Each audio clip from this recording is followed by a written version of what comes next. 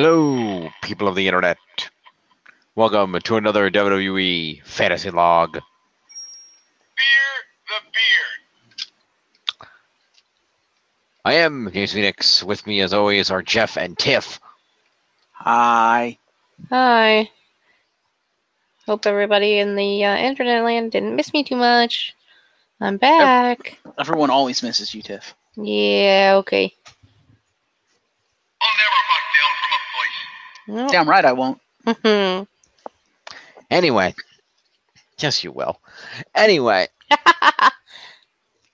We are here for the usual Raw SmackDown 205. We're going to go through it. We're going to score it. And we'll see where we end up at the end of the week. And when we're done with this, we are going to go through give our predictions for Money in the Bank. Okay? Okay. So we're going to kick off by taking a look at the scores and see where we are coming in at. All right. Do a screen share. This up. All right. So there's a slight deviation from last week. It was pointed out to me by Tiff that I accidentally screwed up Scott Dawson's points. So she's a little bit higher than she was. So I'm going to amend last week's final total, which should be for her at 39.43. All right. It still keeps her in third place. In second place is me at 42.79, the Woken Warriors. Tiff, of course, still the legit Rowdy Architects. In first place at 45.18 is still the glorious TNA Perosu Club Originals. Ding. And that is going to be his quota for tonight. Yes, it will be. 45.18. All right. Over on the leaderboard, still the top of the leaderboard is Seth freaking Rollins, the Intercontinental Champion. At 5.17, a nice, comfortable lead. Coming in second is the monster among men, Braun Strowman, at 3.89. The U.S. champion, Jeff Hardy, clocking in at 3.48. Followed by Cruiserweight Drew Gulak at 2.82. Finn Balor, leader of the Balor Club, coming in at 2.77. Followed by Daniel Bryan at 2.60. Woken Matt Hardy, one half of the Raw Tag Team Champions, is at 2.49. Followed by AJ Styles, the WWE Champion, at 2.29. Just a few points ahead of his opponent for tomorrow night, Shinsuke Nakamura, at 2.25. And running out the top 10 is the SmackDown Women's Champion, Carmella, at 2.24. Did anybody expect her to get this high right about now? After where she started at the beginning of the season, yes.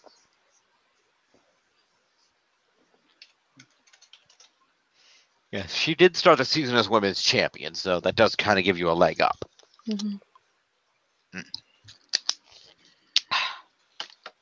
All right. Let's throw these people into A to Z order, and let's see what happened this week. Raw had a lot of squash matches. Okay, then. A lot of short matches this week. That was to make up for two very long matches, so I guess it balances out. We open up Monday Night Raw in ridiculous fashion. Okay. I'm taking you in to see Raw based on your reaction. I have not, no. Okay. Tiff, did you see Raw? Vaguely. Vaguely. Okay.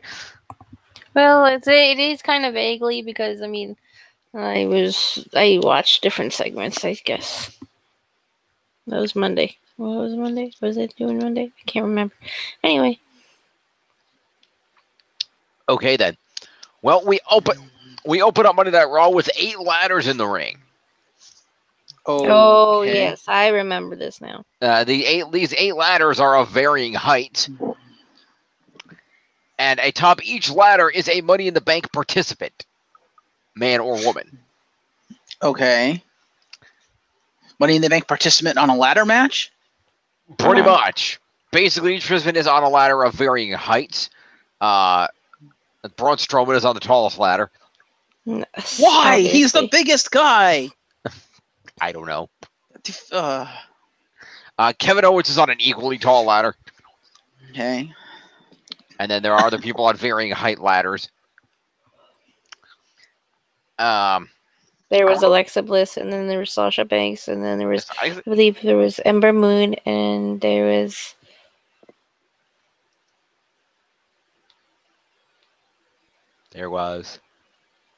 I'm trying to remember. Natalia, dear. Natalia. There it is. It's a good thing they picked people who weren't afraid of heights. Yeah, well, it's a ladder match. And then, of course, obviously, the men's Money in the Bank participants, Kevin Owens, Braun Strowman, Finn Balor, and Bobby Roode. So the Raw contingent. Yes, pretty much the Raw contention of both matches were on ladders in the ring. And Raw General Manager Kurt Angle comes out to the stage. He goes, hey, you're suspended in the air. Well, they're not suspended. They're not the briefcase. Well, I mean, they're having to sit on a tall-ass ladder. Honestly, they're standing on the ladders, and they're not really sitting on them, but yeah. That's even worse. I mean, you have to balance yourself. Yeah, well, they're standing on a step and kind of leaning against the ladder type deal.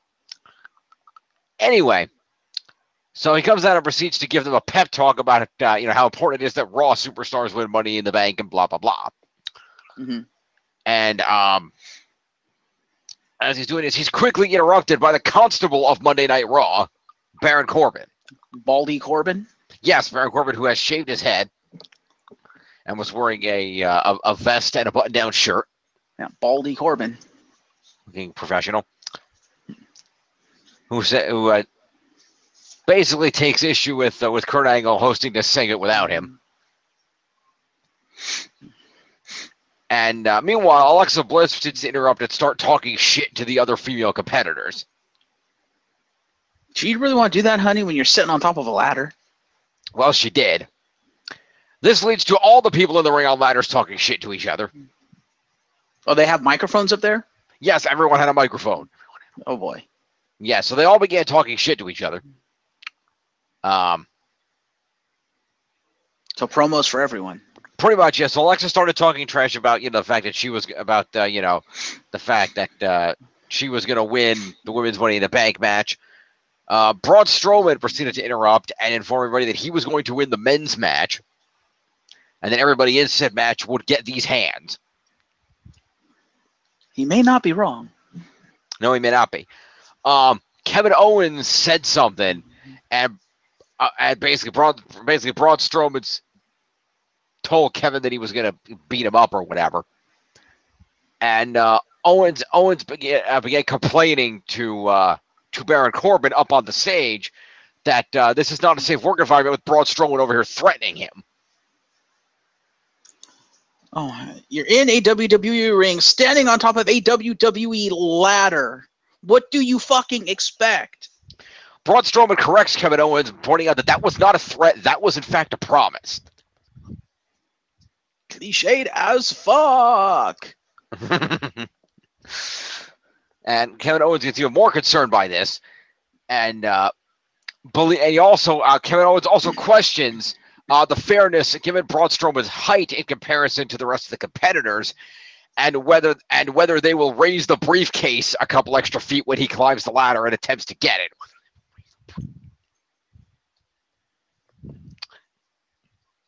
The contestants continue arguing for a couple of minutes until Angle says, no, the briefcase will be the same height for everybody. And Strowman clarifies that he is, in fact, going to climb the ladder, take the briefcase. He'll beat up everybody. He will take the briefcase. Then he will go on to challenge Brock Lesnar, and he will get these hands. Or some shit like that. So, anyway, I also find it funny that Kevin Owens is complaining about Braun Strowman's height when Braun Strowman is shorter than Roman Reigns. Mm-hmm. It's like, wait, what? Really, Kev? Really? Braun Strowman's not that tall. He's just a big dude. Telling Strowman as being tall. Just go with him. Huh, Big Show says, scrawny piece of shit. Well, yeah, but I do. I know they're trying to bill him as tall. They should be billing him more like Brock Lesnar, because Brock Lesnar's not tall by any stretch of the imagination either. He's just built like a shit brick house. True. And that's what if you look at Braun Strowman, he's not that tall. He's just stocky and he's built. That they should be building him like a Brock Lesnar. They should be building him like a monster, not a goddamn giant. There's kind of a difference here, and apparently Vince doesn't understand the meaning of words. Nope. Also, yeah. It may be WWE K-Fob bullshit. Yeah. According to the booked heights, Braun is 5 inches taller than Roman. Okay, that's a load of bullshit. Have you seen them stand next to each other? They're about the same height. If not, he's a little bit shorter when they're standing. I can only tell you the heights that they're billing them at. Yes, and their own TV broadcast says bullshit. And you can't even use the, well, he's wearing boots thing, because they both wear wrestling boots. Yeah. Anywho, so all the people in the ring begin arguing with each other about the match simultaneously. And finally, as they're all arguing, Alexa screams in a very high pitch at the top of her lungs, and everybody shuts up. And Alexa points out that they should really all stop acting like the Real Housewives of WWE.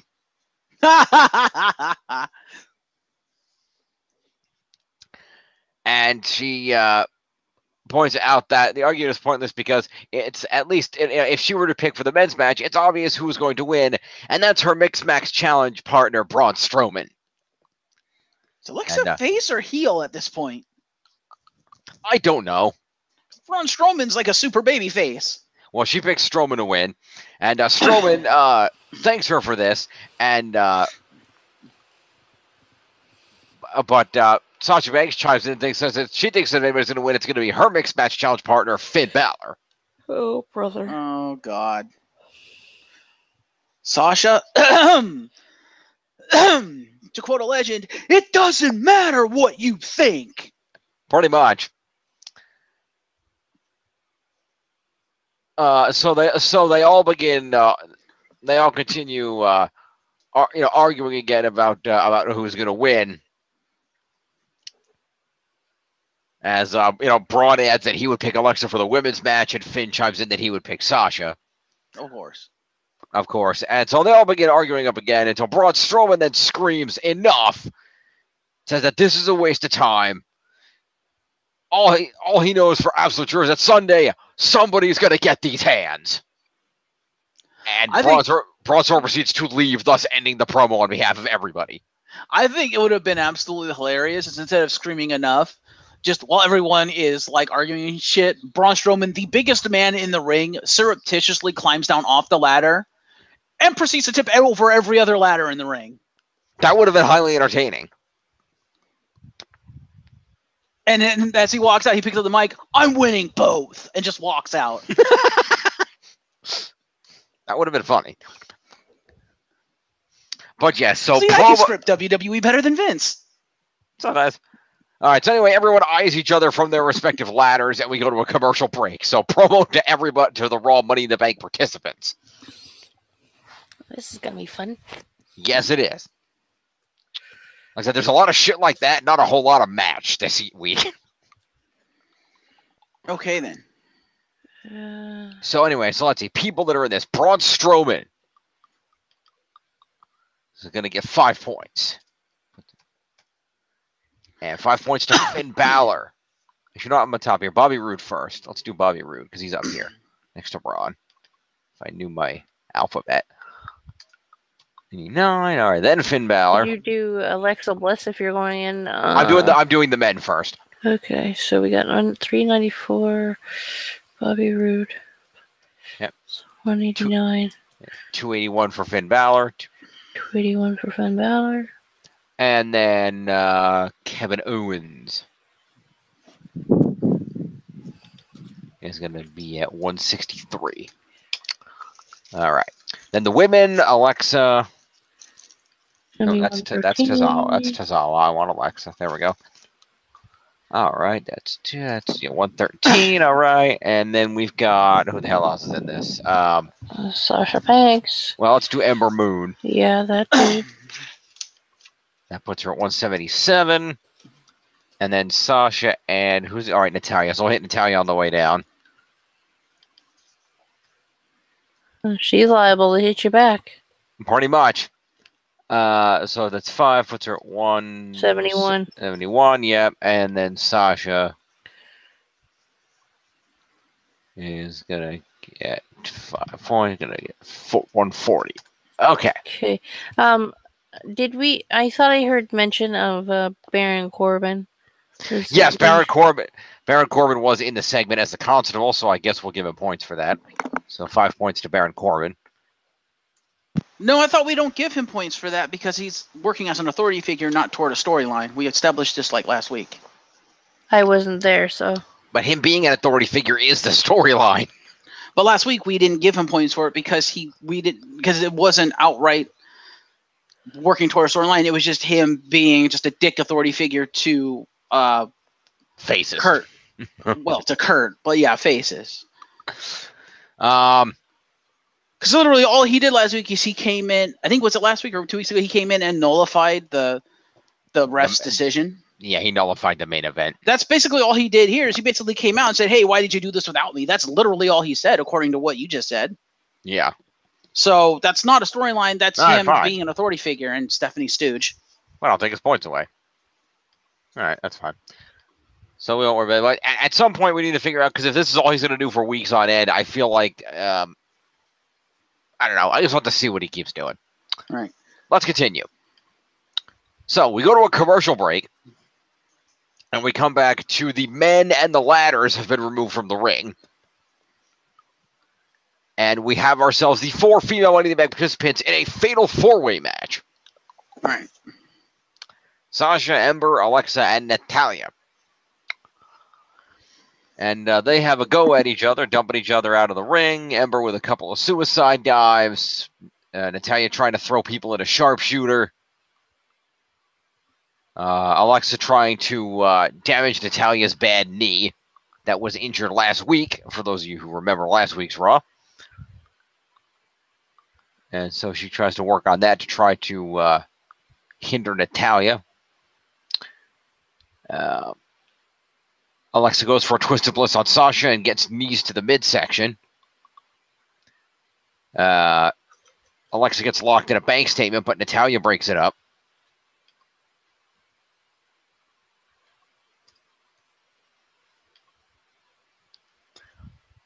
And Natalia drops Sasha and dumps Alexa outside. But Ember comes in, goes after Natalia, hits her with an Eclipse. Then Alexa breaks that up and knocks Ember out of the ring. Natalia manages to get up and drop Sasha. And then as Alexa gets back in, locks her in the sharpshooter for the win via submission. Oh. So. Wait, was Sasha on the face team or the heel team? It's a fatal 4-way. Oh, it's a fatal 4-way. I thought it was a tag team match. Fair enough. It's a fatal 4-way. Fair enough. Specialty points. Fuck you. Fuck me, I don't have Natalia. She does. I thought you had You Natalia. do. I have Natalia? Yes, you have Natalia. You've been having Natalia for the last couple of seasons now. Oh, okay. Well, fair enough. Wow. Oh, that really sucks for you then. Okay. Because, spoilers, there's a men's one too, and I won that one too. Fuck you. Yes, fuck you. But that also means you may not actually win either one of the actual Money in the Bank matches, or at least those particular wrestlers won't. This is true. Which In is the men's- weird because Natalia's the odd-on fan favorite at the moment. Yeah. In the men's one, that's Finn Balor, Bray Wyatt, Bobby Roode, and Kevin Owens. I don't have anybody in that match. You don't have Bobby Roode? I have No. Bobby Roode. Oh, you have Bobby Roode. So- Because I know I have Braun and KO. Yeah, Oh, you do have so Balor fuck and you Roode? Yeah, both. wow. You got screwed. Sorry, Tiff. Yeah, I did. Fuck Wow. you both. Don't. Yeah, I think I have at least half that Money in the Bank match because I have Roode, I have Balor, I have Samoa Joe. Right. I'm trying to remember who else is in that match. I mean, obviously Braun and KO, but I don't have There's those. Rusev, and there's one of the New Day, And and I have the New Day. So there's that's the Miz. So that's Yeah. the Miz is he in that? No, okay. Miz He's isn't in that. No. No, yes, So Miz is in that. So there's In 8 the people Money in the match. Bank, yes, I he is. literally have 4, so I have a 50% chance to win that match. Yeah, I've got Braun, I've got KO, You got Rusev, and I have Rusev, and Tiff has the Miz. and Tiff has the Miz. So, Wow, I have like the dark horse in that match. pretty much. You have the one that's not winning that match because he's probably going to go on to start a feud with Bryan after Bryan kicks Cass's head off and ends this ridiculous feud. Yeah. But as an unfortunate counterpoint, though, I will point out that I think. Wait, do I have another? Hang on. Let me just see something real fast here. Scrolling. Yeah, remember, my horses in the women's match are only Natalya and Lana, and Lana's not winning. Yeah, I only have 2 horses. I have Ember Moon and Charlotte. I have in the Women in the Bank. I have Becky Lynch, Ronda and Rousey. There's Ronda Rousey. Ronda's having a championship match. Oh yeah. Dumb shit. You have So you have Becky. You have who else is in this match? She has Sasha. Sasha. Yeah, she has Becky and Sasha. Who else is in it? Do you have Alexa? Yes, She has Alexa. Okay, so that's 3. And then who has Naomi? I do. Okay, so you have 4 of the women in the women's match. So, because Tiff, you have 4 of the women, and then And I have 4 of the men. all right, and then I've got Natalya and Lana, and Jeff has Ember and Charlotte. So You know what the hilarious thing is? I have half the men's match. She has half the women's match. You have the odd-ons favorites for both matches. this is true. But anyway, You we'll wanna- get to that at the end of the show. Continue. Yes, we're going to come to that later. Let's continue. All right. So, so a women's Fatal 4-Way match, which is won by Natalya. So, based on this, let's see here. So, the base of this match is going to be 5 for competing and 3 for a specialty match. That's going to be 8 points. So, therefore, let's see. Alexa Bliss will get 8 points, and 1 move is 9.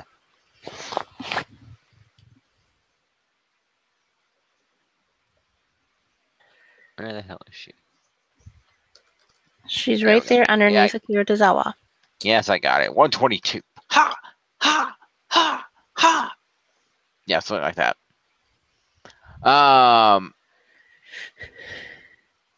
Mr. Nothing to do now because his partner left him to go compete in the 205 main event.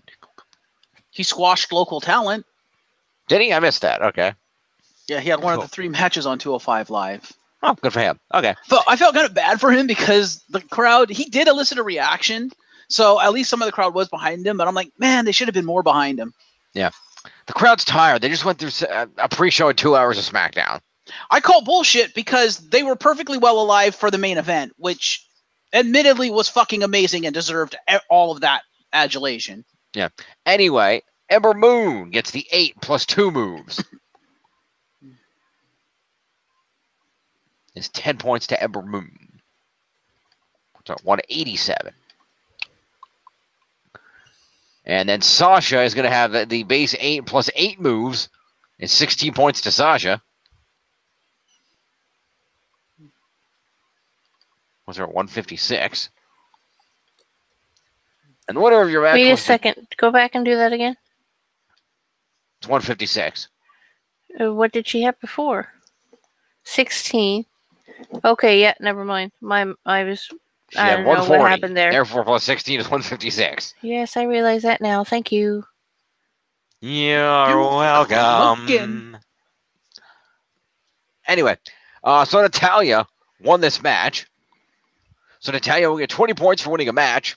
She'll get 10 for winning a specialty match, is 30. She'll get the base 8, is 38. And Natalya had 2 moves, is 40 points to Natalya. Nice and even. Which is going to put her at 211. Don't shh me. No, I'm trying to.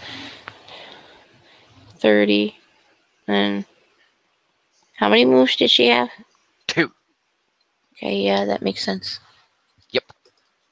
Because she had the sharpshooter that she won the match with, and then another sharpshooter that she locked in earlier in the match, but that got reversed.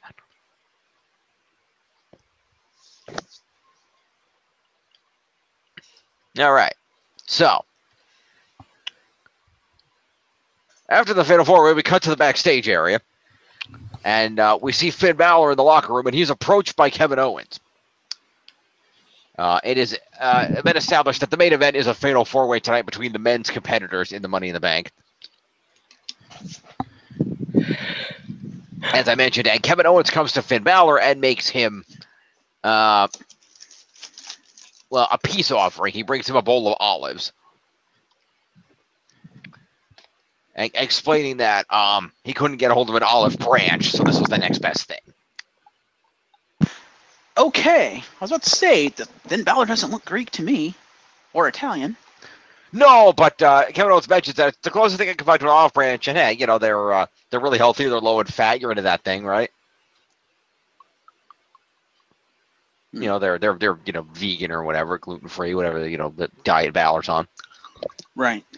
And so Kevin Owens makes the admittedly entirely legitimate argument that the women's Fatal 4-Way earlier in the night was chaotic, and the men's is shaping up to be the same way. But he makes a point that right now, the biggest threat to everybody in the match, Raw or SmackDown, is Braun Strowman. And that it would generally be to the advantage of everyone else in the match if Braun Strowman did not make it to Money in the Bank. There is logic in what he says. And he makes the point to Balor that perhaps tonight, rather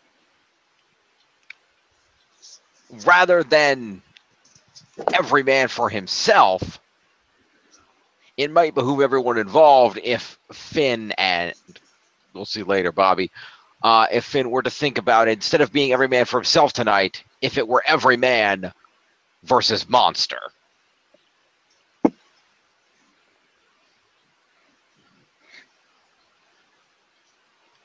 Promo to KO and Balor.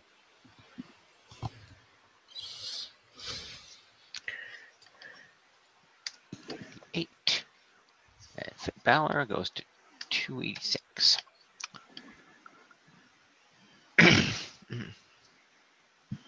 So, we then go out to the ring for a tag team match, playa, featuring the Fashion Police, a.k.a. Breezango, taking on the team of Dolph Ziggler and Drew McIntyre. Mm-hmm. So they fed Breezango to Dolph and McIntyre? Yes, they did. It was a very short match. To Drigler? To Drigler, yes. Drigler. That means more points for Jim. Yep. You! So He has this entire match. I do. Double fuck you! So yes, Drigler win the match with a zigzag Claymore combination. Their double team finisher. That was after Drew proceeded to powerbomb Tyler Breeze onto Fandango.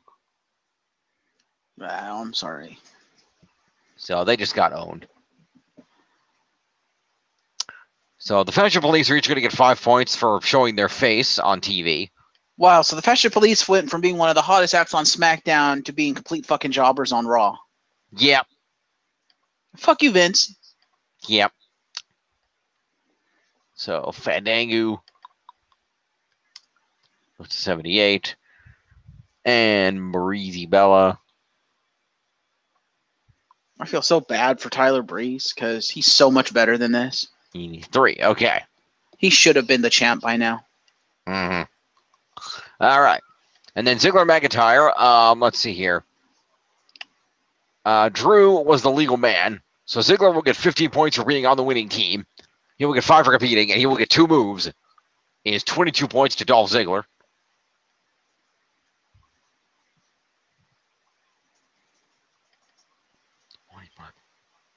That's going to put him at 157. And then Drew McIntyre will get 20 points for winning this match. He will get 5 for competing in it. It's 25. And he will also get 2 moves. It's 27 points to Drew McIntyre. is going to be 51, 61, and 7 is 168. Okay. Post-match, Ziggler and McIntyre proceed to cut a promo talking about how this beatdown tonight is proof of their superior in-ring ability and that basically the tag team division should look out. Or it's proof that you can beat up like tenured superstars with the talent of local talent. So congratulations, you can beat up 2 defenseless men. I hope you enjoy that. Well, you have to admit it's true. Yeah. It's not, no offense, unfortunately, and no offense to Breezango, it's not like Driggler beat up any superstars with actual talent. Hey. Fandango beat Chris Jericho at WrestleMania. Yeah, and Tyler Breeze was a headliner in NXT. What's your point? My point is they have talent. It's just not being used. Right, but I'm just saying, in terms of K-Fob, they're literally like half a step above local talent. They're literally these superstars on the roster with like the least amount of talent at this point. Yeah. They're the Santino Marella of WWE, because Santino Marella is probably one of the best wrestlers on that damn roster. But in K-Fob, he had no talent because they used him as a goddamn joke. True. And that pissed me off because his debut was fucking amazing. I was like, whoa, this guy's fucking awesome. And then he just goes straight into the shitter and becomes a goddamn ass joke to Vince McMahon. I'm like, fuck you, you racist fuck.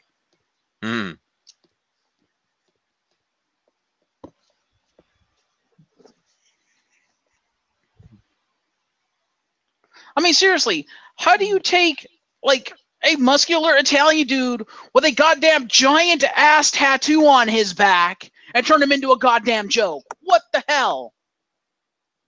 I don't know. Ask any given member of the FBI. Oh.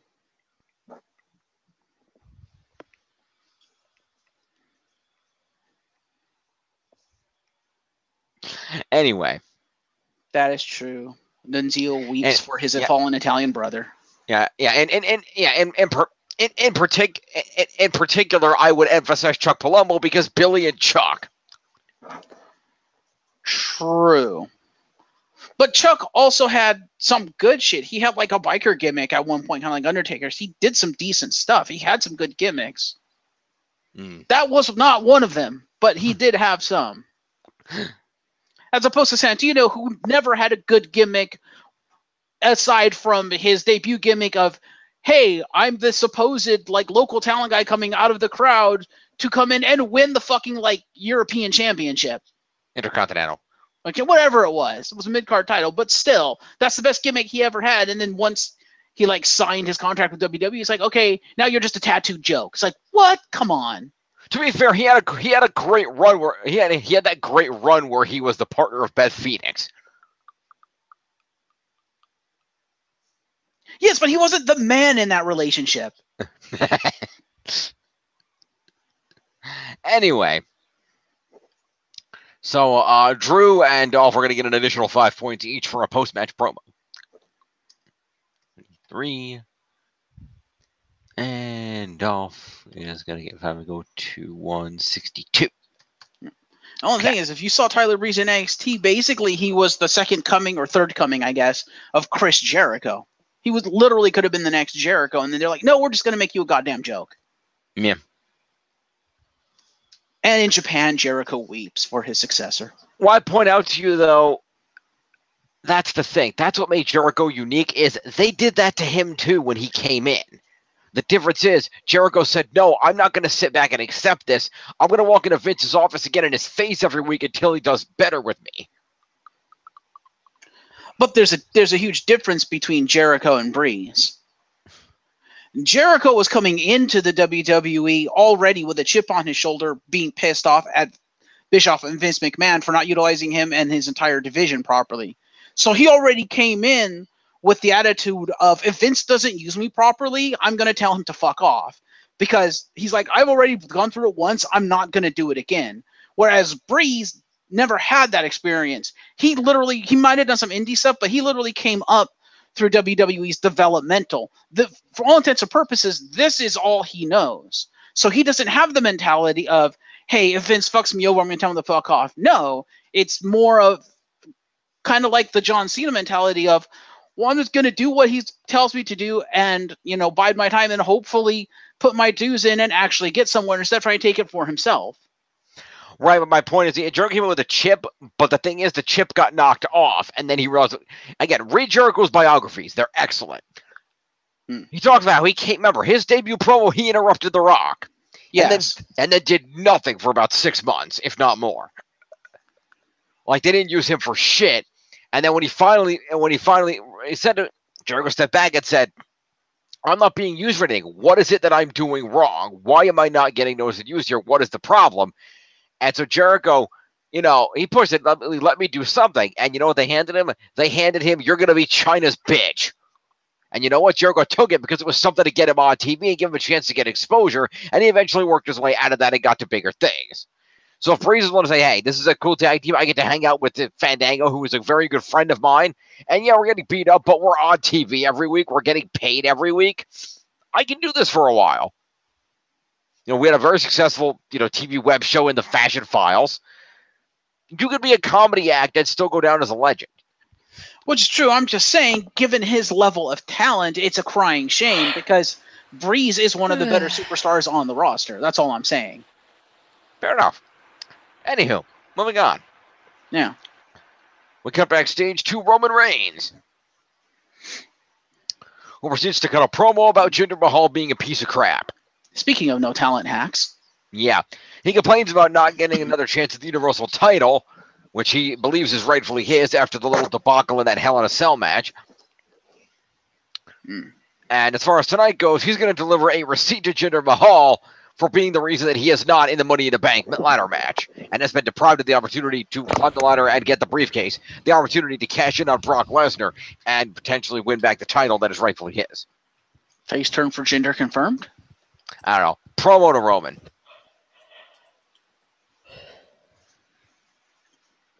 I will say Roman did an interesting interview earlier this week. Somebody interviewed him. And basically somebody asked Roman about the possibility of turning heel. Mm-hmm. And literally, I shit you not, word for word, somebody asked Roman about, would you ever think about turning heel? Roman's response, word for word, aren't I already heel?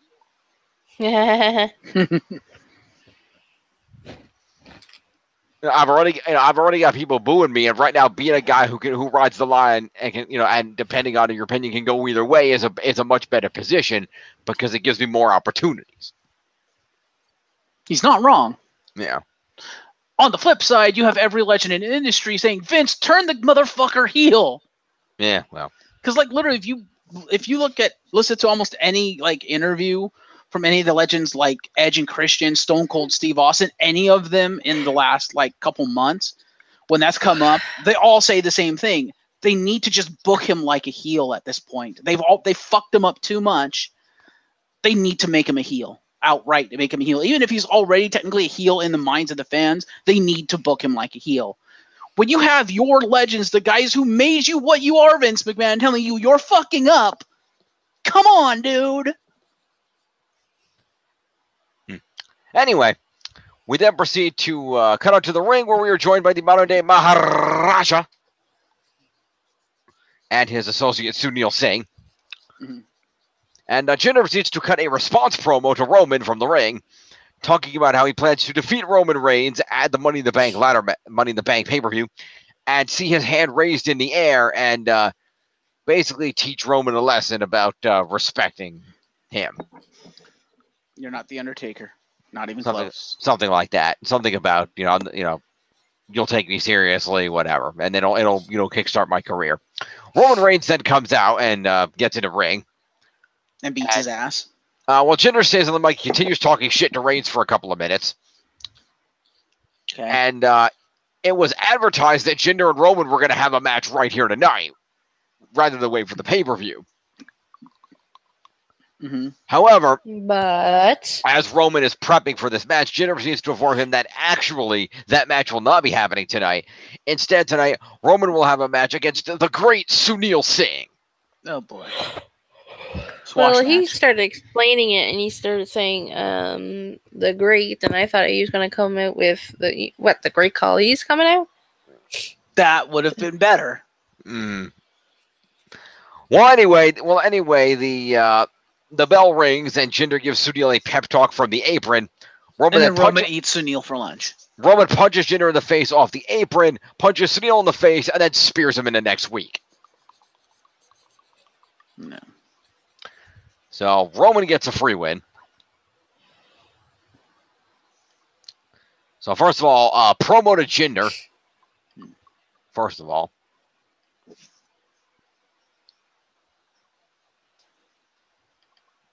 Six. And then Sunil Singh will get 5 points for competing. It's 92. The Roman Reigns gets 20, 5 for competing is 25, and the spear is 26 points to Roman. I'm not going to give him any more promo points. I'm just going to count it as an extension of the backstage promo. Yeah. So 26 is going to put him at 251. All right. Immediately after the 3 count, Jinder attacks Roman Reigns and hits him with a Colossus, and then screams some more shit at him. So Roman's winning at the pay-per-view. Yeah, but we already knew that. I don't know. Jinder then hauls Sunil's carcass out of the ring and up the ramp with him. So that's an assault for Jinder and 1 for the Colossus, 5 more points to Jinder. And promo points for screaming shit at him? No, because it wasn't on mic. He was just yelling off mic. We don't count that. Okay. You know, I am the only Maharaj. I am better than you. Shit like that. And probably screaming a bunch of Punjabi gibberish. Probably he tends to do that. So, next up, we clear the ring out, and we have ourselves a tag team match player. In which the number 1 contenders to the Raw Tag Team titles, the B Team,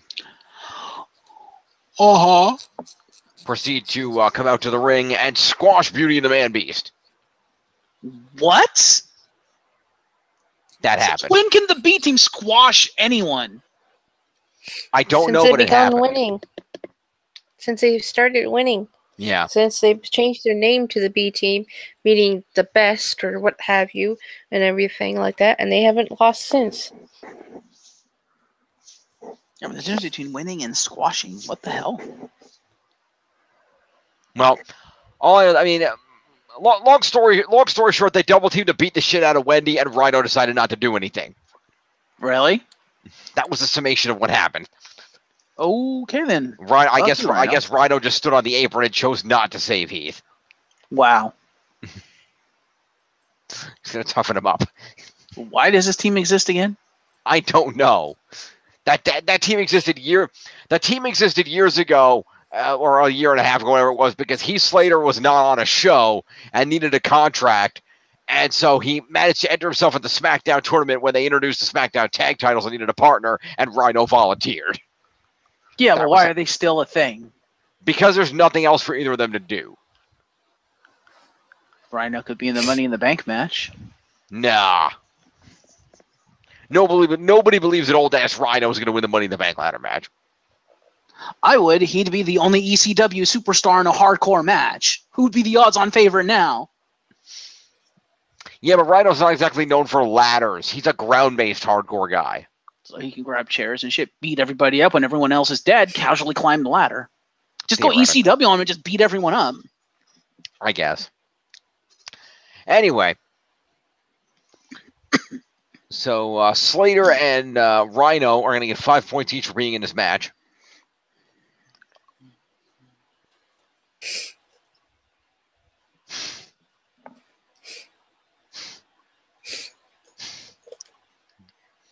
Heath and Rhino. 68 and That's Rhino. Rhino's going to get 5 points. That's going to put him at 61.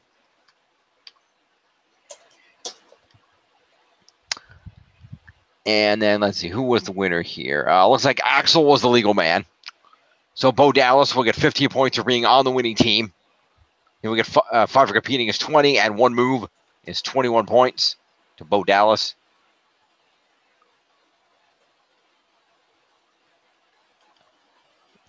Puts me at 197.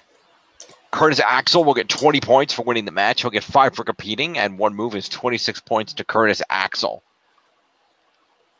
He's 81.91, and 6 is 197. Hey, Bo and Curtis are tied. How about that? Good for them. That's fun. So after Axel and Dallas win with their suplex neck breaker double team maneuver,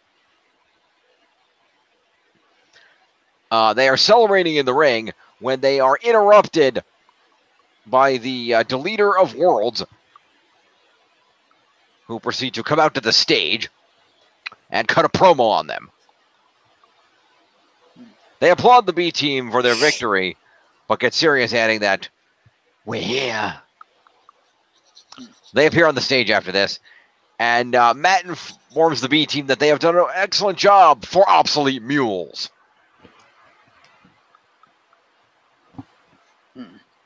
And Bray proceeds to warn them that they should be aware of what they're getting themselves into, because mercy will not be shown, darkness will be purged, and they shall be deleted. Delete, delete, delete. I wish they would acknowledge Bray and Bo, like, in K-Fob at least once. Come on. It's kind of bullshit that they're not.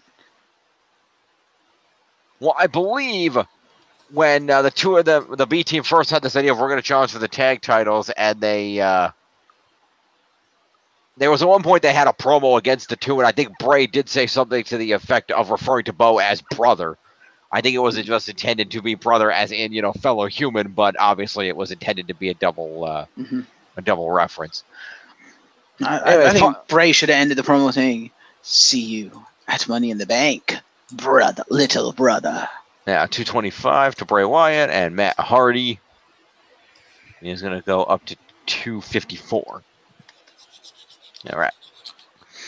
So we clear all that out of the ring. We then show a video package detailing the history between Elias and Seth Rollins.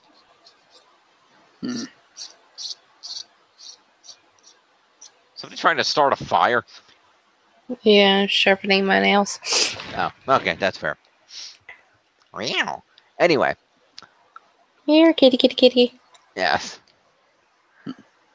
So, Elias is backstage warming up his guitar, prepping to come out, and he mentions to a random dude he's passing by that he's not accustomed to performing in front of a bunch of Arkansas hillbillies. Okay, then. He then comes out to the ring for his song. Ladies and gentlemen, Elias. Would you like to ask it, Jeff? I didn't give you the opportunity. Arkansas! Who wants to walk with Elias? Yes. I forgot to mention that at the top of the show, as I normally do. They were at the Verizon Arena in North Little Rock, Arkansas.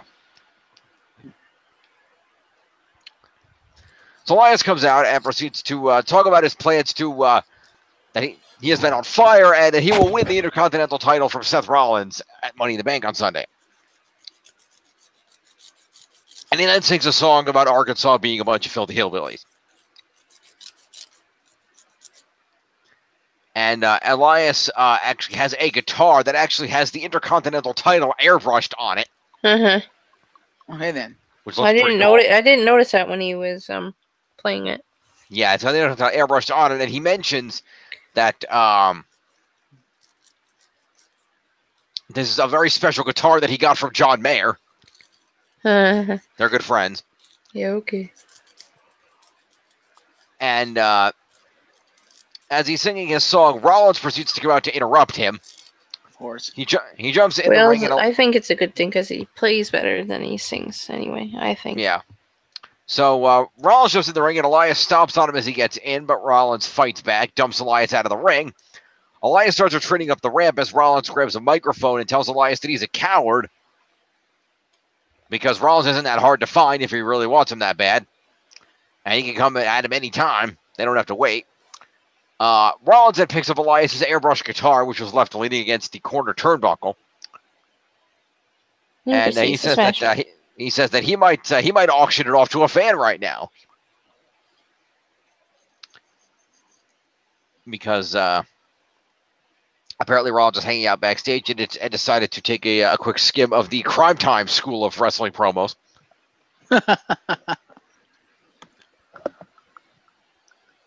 And instead he proceeds to basically make an action as if he is going to destroy the guitar.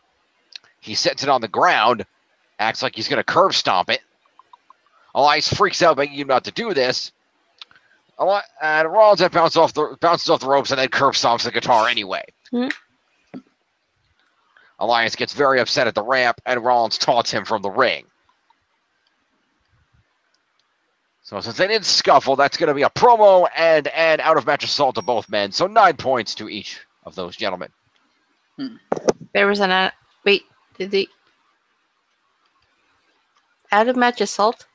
How was that an assault? I didn't hear any... When Rollins jumped in the ring, Elias started stomping on him, and then Rollins fought back up and hit him a couple times and threw him out of the ring. Oh, I missed that part. Yeah, that happened. So it didn't take that long when it did happen. So 9 points to each of these gentlemen. So Elias is going to be at 220. And Seth freaking Rollins. You said 9? Yes. 9, 10, 11. He was at 9, 21. 221. Hang on. Go ahead here. No, you're right. My bad. Thank you. Okay. And then as I was saying, Seth Rollins will get 9 points, and he will advance to 5 at 26. Okay. So after this is cleared up, we cut backstage to Bobby Roode, who was checking his robe in the mirror. And Kevin Owens proceeds to enter and makes him the same pitch that he made to Finn Balor earlier in the evening.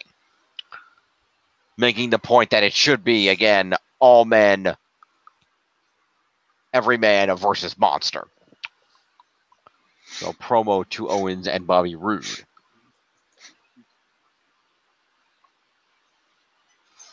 Okay. It is worth noting that in each of these two promo segments that Owens left each man to think about it. They did not directly respond to him. That's 5. That's going to be 173 to KO. And then Bobby Roode. We get 5 points, which will be 194. Okay.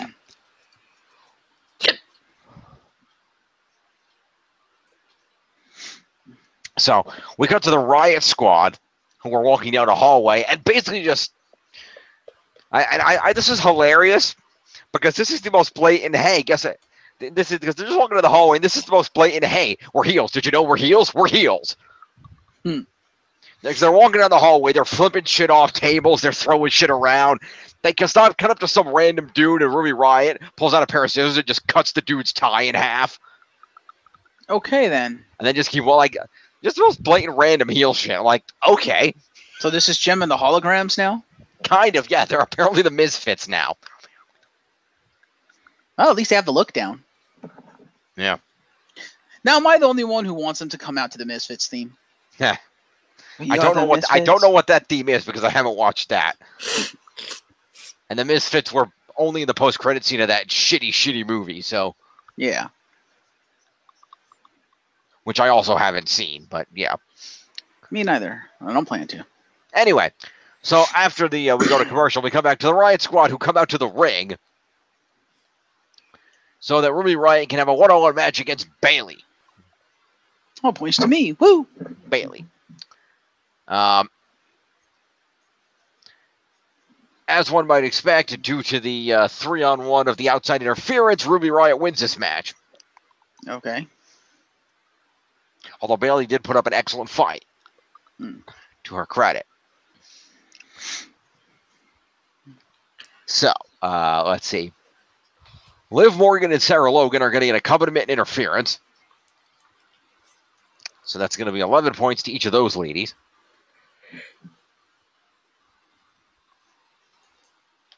Going to put Liv at 118. That's going to put Sarah Logan at 100 points even. Bailey is going to get 5 points for being in a match, and 2 moves is 7 points to Bailey.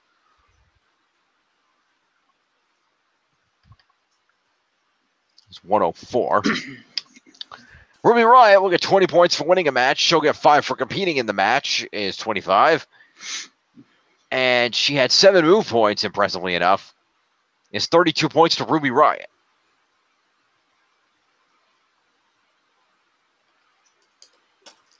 Is 78, and 2 is 180. Bam.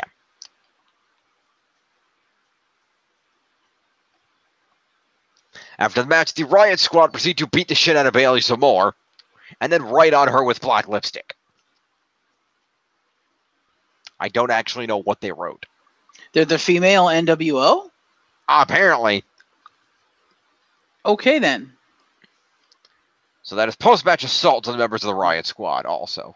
New women's order. Something like that, Ruby Riott. And Sarah That would Lee. actually be kind of a cool gimmick. All right. Yeah, the idea, as I understand it from the dirt sheets, is that they want to build Ruby Riott up into a credible women's champion. That's fair.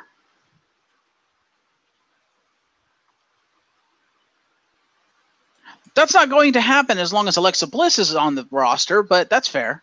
Yeah.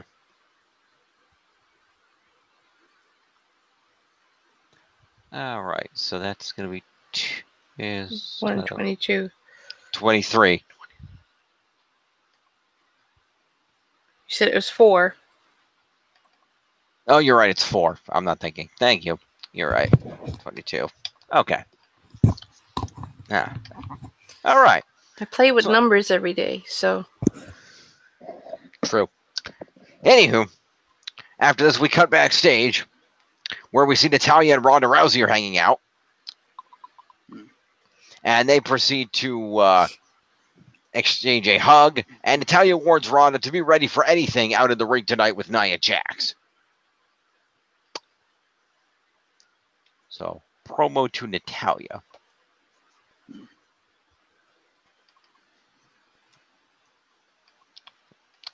So, Ronda Rousey goes out to the ring as Jonathan Coachman has situated himself in the ring to moderate this face-to-face discussion between Ronda Rousey and her opponent at the Money in the Bank pay-per-view, the Raw Women's Champion, Nia Jax. Good luck, Coach. Yep. So the ladies proceed to come out. And Coach asks Nia about her feud with Ronda getting personal. And Nia adds that things have gotten tense and that she's purposely pushed Ronda's buttons the last few weeks. She says that Ronda is beautiful, talented, has a big following, and a stellar reputation. But she's still very new in the WWE. But she also adds that there are things you can do in the WWE that you can't do in UFC, like headbutts, slaps, strikes to the spine, hair pulling, and head and knee strikes, and 12 and 6 elbows.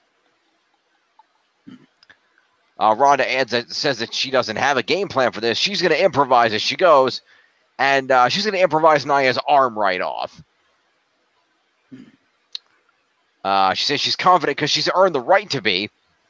Nia counters that Ronda's only had one match in WWE, and while it was very impressive, it was against Stephanie, who wrestles part-time at best.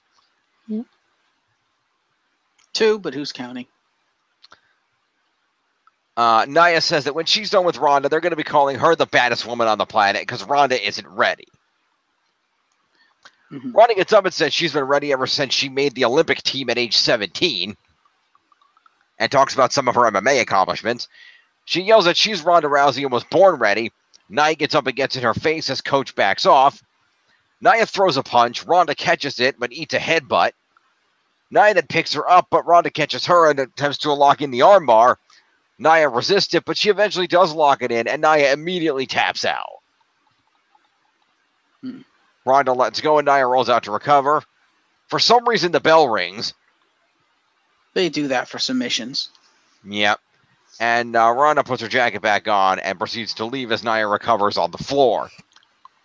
If they were smart, they'd have had Ronda turn around and be like, while, yes, technically Stephanie was my opponent in that match, I also wrestled someone else in that match, and I nearly ripped his arm off. You know who that was, Nia? It was Triple H. Have you ever wrestled Triple H? Have you ever tried to rip his arm off? Didn't think so. Lest we forget, she fucking manhandled Triple H in that match. It's true. You know, that'd be the perfect, yeah, don't fuck with me promo of, you know who I bitched out? Triple H. Yeah. True.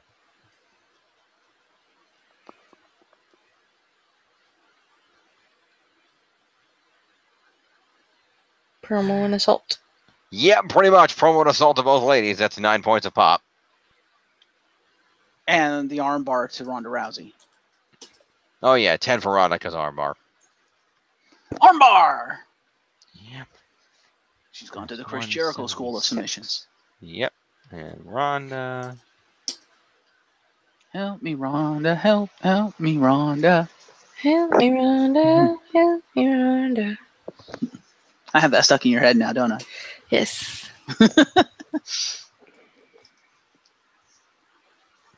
I'm going to go ahead and appreciate that because I don't recognize the song, but I recognize its age, and that makes me feel like the youngest person in the room. It's the Beach Boys. Yeah. My grandmother loved the Beach Boys. The Beach Boys are excellent. I will give you that. Indeed. Anyway, so after that all happens, we cut backstage to the one and only Kurt Hawkins. Oh, no. Who's there? He's backstage appearing to be in deep thought tonight when, as he's sitting there contemplating, he is passed by No Way Jose and his conga line. No way. Rose. And they proceed to conga by. We throw to a commercial and we come back to be informed that these two gentlemen are going to have a match. Because No Way Rose congaed by? They were already planned to have a match. He just happened to conga by on the way to the ring because they were both at the area to go to the ring because they have a match. Oh, they were in gorilla position. Okay. Yeah, they were kind of near the area. So anyway, No Way Rose and the line conga out to the ring, and Jose proceeds to get in the ring. And gets prepped, and then they switch over and they hit Kurt Hawkins' music, but there is no Kurt Hawkins to be found. Okay. He does not come out. They play his music again. Kurt Hawkins still doesn't come out. The referee orders the bell to be rung and proceeds to start a 10 count to give No Way Jose the victory by forfeiture, effectively. The count begins, but all of a sudden, about halfway through the count, a member of the conga line jumps in the ring and grabs Jose from behind and attempts to roll him up, revealing himself to be Kurt Hawkins. Huh.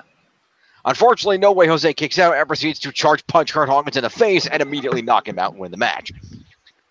Wow, really? Just via punch? That's Jose's finisher. It's a charge punch. Oh, the bullhammer elbow. Right, got it. Yeah. It's actually not an elbow. It's literally a punch. Oh. I think, or at least I think it's supposed to be. Still looks like a bullhammer. Let's see. No Way. No, that's a movie. I want the wrestler. No Way Jose. Let's see. Yeah, it's a knockout punch. It's a knockout punch, sometimes starting with a pop up. Girls are pretty. Yeah. It's gone under the name the fastball punch, the pitch, and Toma. So fair enough. It's apparently a knockout punch. Take me down to the paradise city where the grass is green. Oh God, just how the Beach Boys run now. Oh, I'm not. It's not the Beach Boys anymore. It's a different one. Oh, okay. Anyway, Kurt Hawkins will get 5 points for showing up for the match. I'll bet belated.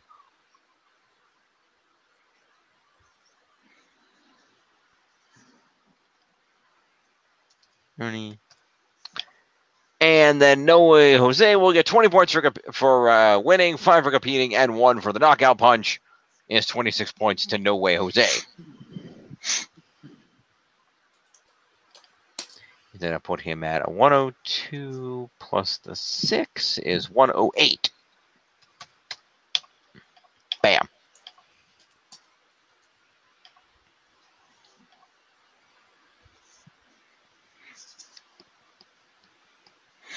So, Jose and the Congo line dance out. And we cut backstage where we see Bobby Roode approach Finn Balor to ask him what he thinks about Kevin Owens' proposal from earlier in the evening. They both indicate that they don't trust Kevin Owens, rightfully so. But Balor also adds that he's keeping an eye on Roode, too. Promo to Roode and Balor.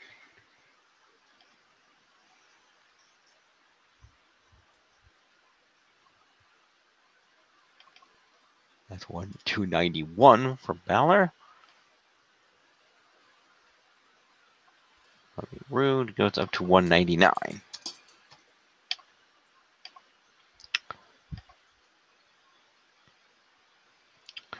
So next up, I was out of the room and I did not see this segment, but it sounds oh my. Okay. We cut out to the ring and we see the Sarahs are setting up an obstacle course at ringside. Okay. We cut over to the Big Show Special Olympics video package real quick. Mm-hmm. And then we cut back into the arena where Renee Young proceeds to introduce Sami Zayn. Okay, then. And Sami goes out to the ring with a mic, reiterates that he wonders if Bobby Lashley was really in the military at all. Oh, no.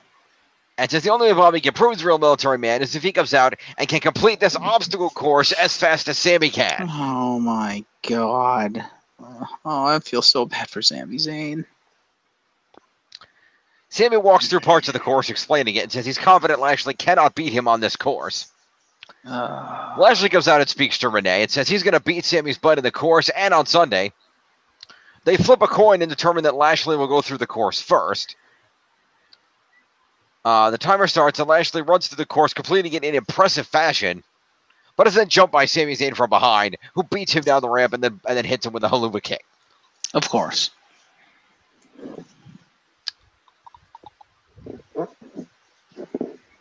So. What was Finn Balor's points for a second? I wanted to wait till you stopped talking. Okay. Finn Balor's points are at 291. Okay. Thank you. So promo points to the two men and assault to Sami Zayn and haluva kick to Sami Zayn? Yes, so Bobby Lashley will get 5 for a promo.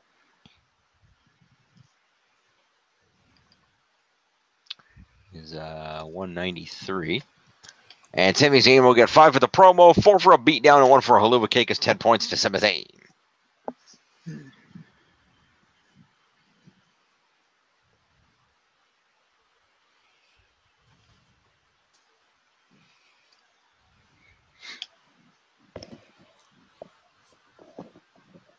All right. And yeah, this feud needs something.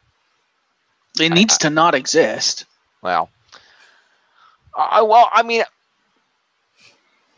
yes. Really, Bobby Lashley left Impact for this? Yeah. No offense, that's kind of a downgrade, dude. It is. I think he came over because he was told, "Hey, you're gonna fight Brock in a main event feud," and then that didn't happen because Brock is not showing up. Brock is a little bitch. Yeah. Anyway, and in all fairness, though, at least this has some entertainment value. I'd rather watch this feud than say Jinder versus Shinsuke. But at least Jinder versus Shinsuke didn't have the worst promo segment in 10 years. No.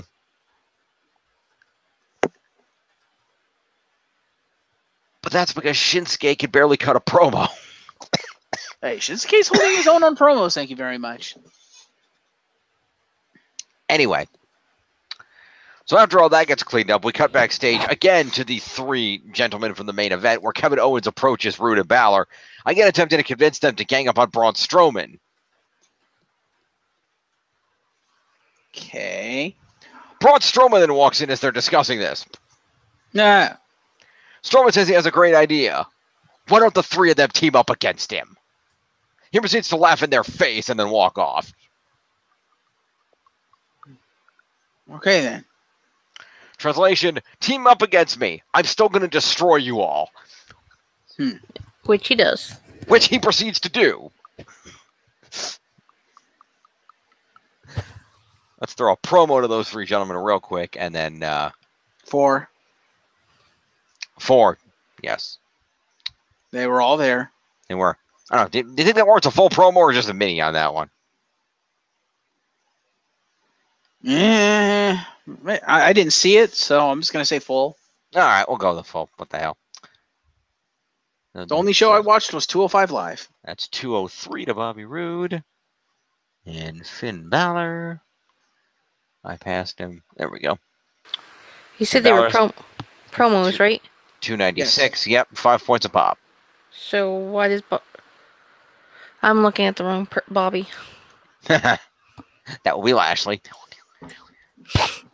Bobby Roode. All right, and then we're going to have Kevin Owens. Me at 5. I probably should have done Braun Strowman while I was up here, and I didn't think about it. Strowman. I was going to go to 399. We then go to our main event, a fatal four-way between the aforementioned 4 gentlemen, the Raw competitors of the Money in the Bank ladder match. The 3 gentlemen do spend a good portion of the match engaging their strategy of we're going to triple team Braun Strowman. Okay. They do decide to cooperate on this. After Braun challenged them to do so. Yeah, so the 3 of them proceed to beat up Braun Strowman. He tosses them all around at first, but they manage to get him down. Strowman fires up and continues trying to shove people around and throw people around. But eventually Strowman follows Kevin Owens out of the ring. Roode hits him from behind, and they continue to triple team him. Strowman starts throwing headbutts. He then throws a ladder down the stage as they fight their way up the stage and chases the announcers away from the broadcast table as they fight their way over to that vicinity. But as they do so, Strowman again gets triple teamed. Strowman is then placed on top of the aforementioned broadcast table. Kevin Owens then proceeds to climb up a ladder on the stage and frog splash Braun Strowman through the announce table. Okay, then. This at least temporarily incapacitates Braun Strowman. So OMG to Kevin Owens? Correct. So once this has occurred, the other 3 men satisfied with the end result here, which is always a bad idea because you never leave Braun Strowman half done. He's going to get up and murder you. So the 3 men proceed to fight their way back down the ramp, having now turned on each other. Jim? Yep. Say goodbye to Tiff. Okay. She's going to go pass out now. Do we have the SmackDown results? We kind of need those. Yeah, we do. I do. Yep. All right. I haven't read through them yet, so we're going to have to punt, but I have them. All right. This is why I offered to do SmackDown first. Just for the record, I offered to do SmackDown first. I'll just try and stay awake then. Tiff, go to bed if you're tired. I'm here. Go to bed. Actually, this looks really good. I could probably work with this. All right, we're fine then. Tiff, you can go to bed. Come on, continue. Go to bed. Less argument, more show. I don't have time for this. Go. Well, fuck you. Sorry, I have to be up at like fucking 9 o'clock in the morning tomorrow. Ooh, 9 o'clock in the morning. Why? It's Father's Day. Oh, all right.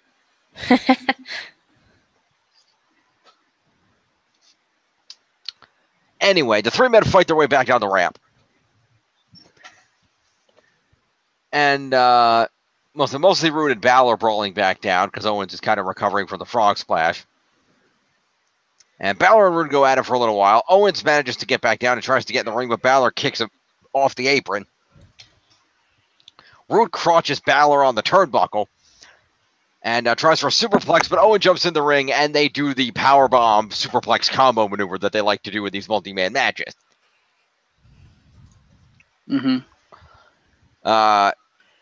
After having beat each other for several minutes, as they're doing this, we see Braun Strowman is coming to and managing to get himself back to his feet over by the erect announce table, much to the shock of the announcers. So Strowman, admittedly, is at least selling the injury by noting that his by hitting himself in the ribs in an attempt to get feeling back into his midsection. And he manages to stumble his way back down the ramp to the ring.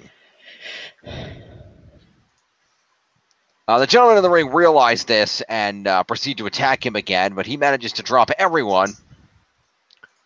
Owens says to hell with this and proceeds to run like hell and jump the fan barricade in an attempt to escape, but Strowman is faster, knocks him down in the fan area, and then drags him back to the ring.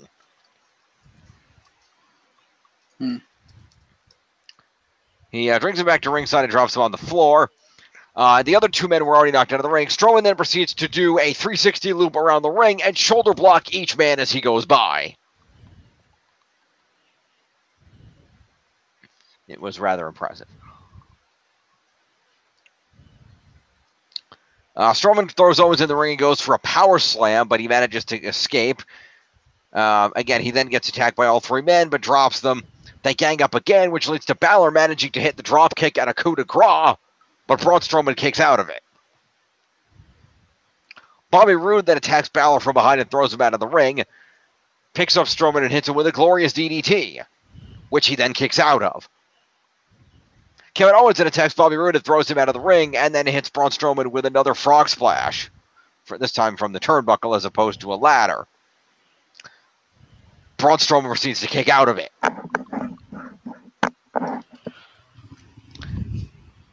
The announcers commentated horror at how the hell Braun Strowman, after going through that table, just kicked out of 3 finishers in a row. Owens grabs the ladder and attempts to attack Braun Strowman with it, but Strowman stops him, throws the ladder on the ground, picks up Kevin Owens, and running power slams him onto the ladder. And then proceeds to pin him on the ladder. Okay, then. Braun Strowman with the victory. Yeesh. All right. So, based on this, we got a lot here. We've got standard 5 for a match. We've got 3 for a specialty and 4 for a main event. Means 12 points at base. So, let's do Kevin Owens. Kevin Owens is going to get 12 points at base. He's going to get 5 moves. It's 17, and 5 for the OMG through the table. It's 22 points to KO.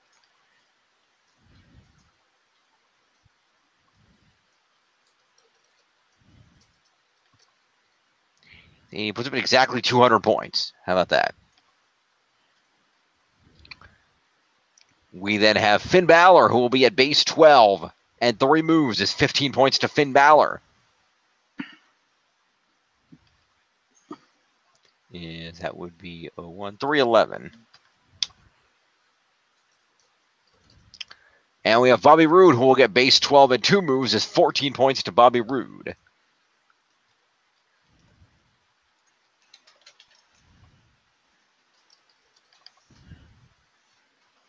Puts him at 217. Braun Strowman will get 20 points for winning this match. He will get 10 points for winning a specialty match, is 30. He will get 9 for being in and winning the main event, is 39. He will get 5 for competing. Sorry, no, let me amend that. 39. Hang on, I'm fucking this up. Let's try this again. 20 points for winning a match. 10 for winning a specialty is 30. He will get base 12, which will put him at 42. An extra 5 for winning the main event is 47. And just the one running power slam is 48 points to Braun Strowman. Which puts him at 447.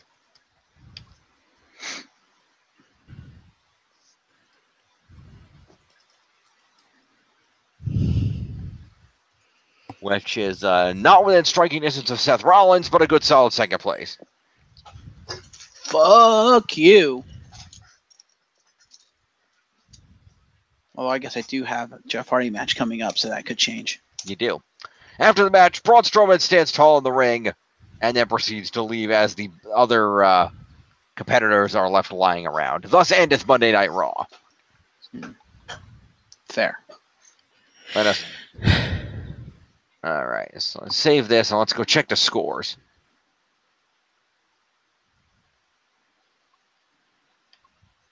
All right. Ooh, 70-point gap, Jeff. Who's winning? You. Well, 46-74. Glorious is still in the lead by 70 points. At 46-04, in second place is Woken Warriors, and in third at 40-73 is the Legit Rowdy Architects. fair. Raw. Is what date was it? 6/11. Well, what the hell?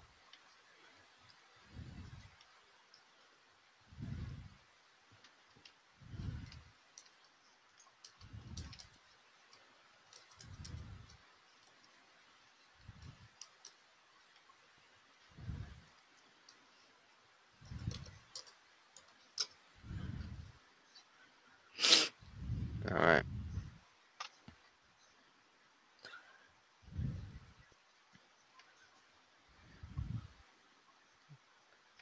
So let's see. We got 46-74, 46-04, 40-73. All right. Let us move on to the Smacketh Down. Yep. Indeed. Sure don't want to go to bed, Tiff. We can handle this. If you need to get up in the morning, that's more important than this. I'm here. Might as well do it. I'm still here. All right, it's up to you. SmackDown is emanating from the FedEx Forum in Memphis, Tennessee. However, there is no sign of Jerry the King Lawler. So He was there. he was? He interviewed AJ Styles, according to WWE. Yeah, he did. Oh, okay. Fair enough.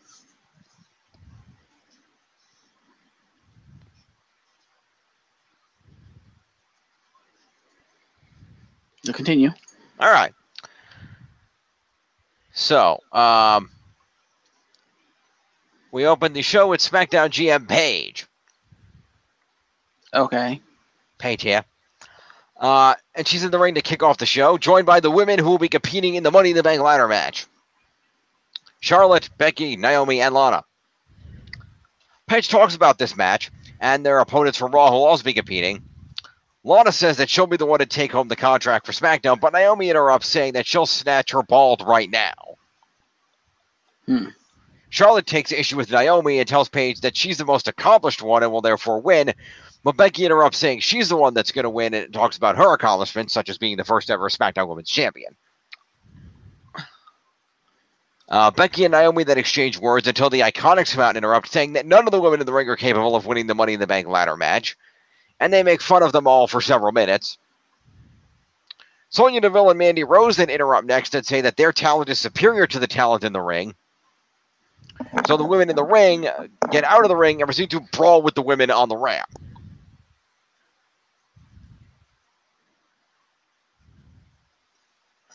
We do not see the end of this brawl because we throw to Tom Phillips, who throws to a Daniel Bryan video package.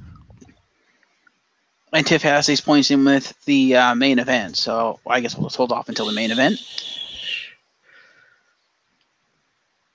I don't know, Tiff, what do you want to do? You want to break it up and do some maths, or you just want to hold off? Just 4 points all to the women that are involved, I think, because it's a post-match assault. How about promo? Yeah, because they spoke, so it's also a promo.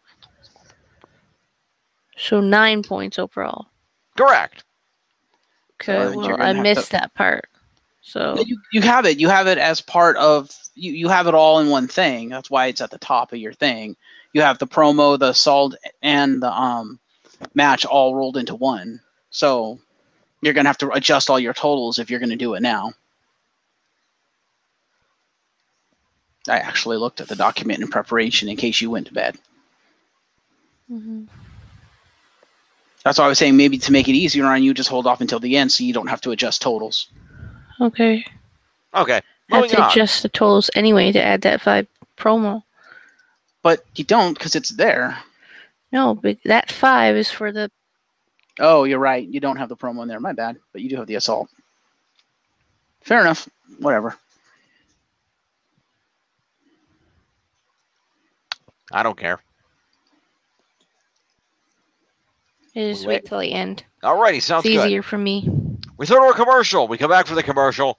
The commentary team talks up the feud between Big Cass and Daniel Bryan. We see a pre-tape promo from Daniel Bryan from earlier in the day talking about stomping on Big Cass's face until he quits at Money in the Bank.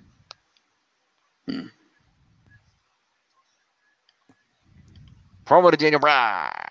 Daniel Bryan. I thought Daniel Bryan. I didn't think it was a promo because it was videotaped. It's videotape, but there was new footage. It counts on, like I said, basically with the video promos, if it's just all a bunch of old footage, then we don't count it. But if there's new footage in there that's part of it, then we count it. Okay, so 5 points for promo is 265 to Daniel Bryan. Correct. All right. We then go to the ring for a one-on-one match between Daniel Bryan and Shelton Benjamin. And hopefully I got this right.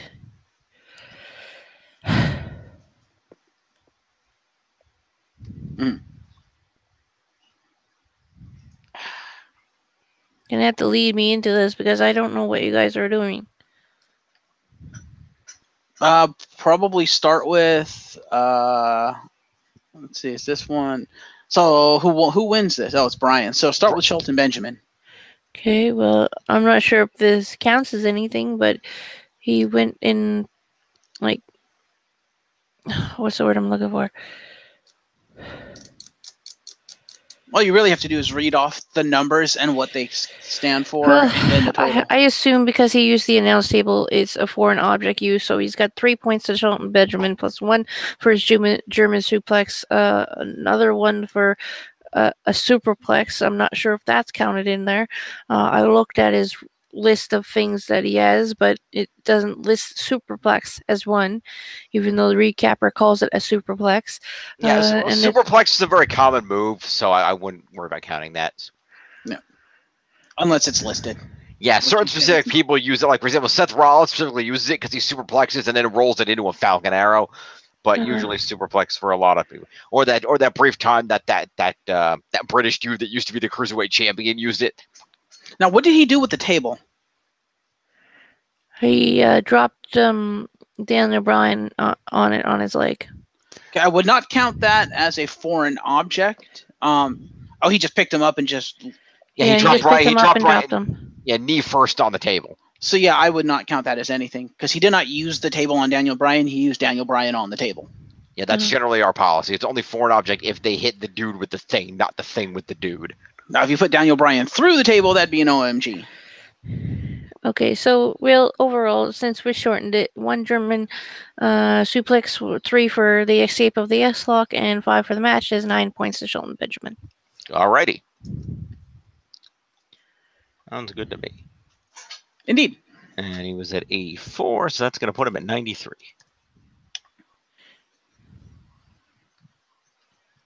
And Daniel Bryan. 93. Just give me 1 second here. Yep. Okay. So we have 1 point for his uppercut, 1 point for his running boot, 1 point for his kick, 1 point for a dragon screw, 1 point for a yes kick, 1 for a backflip, 1 for a possible half crab, Boston crab, 1 for a heel hook, and 20 points for the win, and 5 for the match, which equals 33. Alrighty. 33 points to Daniel Bryan, which puts him at 298. Ooh.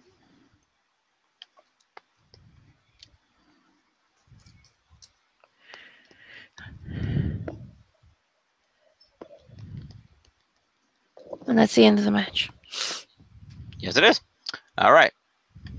After the match, Daniel Bryan celebrates. Tom Phillips promotes the match with Big Cass on Sunday. The broadcast team talks about Money in the Bank. We see some old footage of the Shinsuke AJ feud. We see AJ in his locker room where he picks up his title and goes for an interview. We're not going to give him points for that. We come backstage where Paige runs into Asuka, who demands a match with Carmella tonight. Paige says that what she's going to do is she's going to make a 10-woman tag team match. Playa, where Asuka and Carmella will join the 8 women who brawled to open the show, with Asuka joining the team of the Money in the Bank competitors, and of course Carmella being on the heel team. Mm-hmm. I mean, I almost want to say like Money in the Bank competitors. Like, do I want to call them the face team because Lana, but she's kind of over. She's very over. Lana is the best. Lana number one. All right. Anyway, so Paige books this as a match. Mm-hmm. Is that counted as a promo to her? Yes, it is. It's a promo to Asuka. Ooh.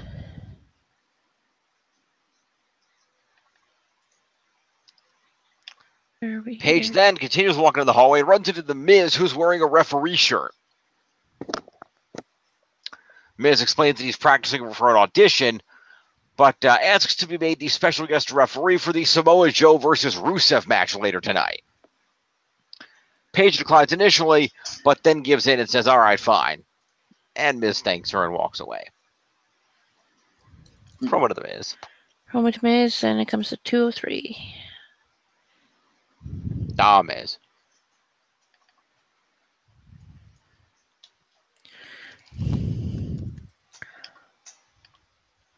All right. Oh, Jerry Lawler was there. Look at that. Okay. Cool. Did I not see SmackDown? Why is this not sounding familiar to me? Mm-hmm. I got home late Tuesday. I did miss the very beginning of SmackDown, and then I must have gotten called downstairs. Okay. Anyway. So.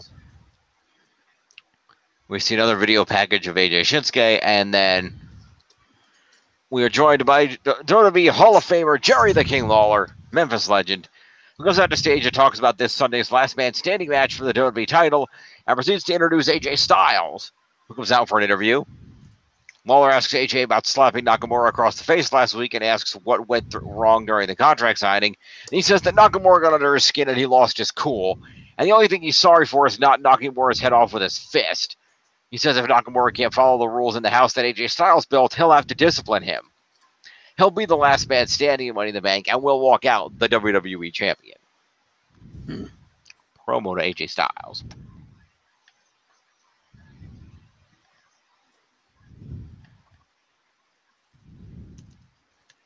All right. Mm-hmm.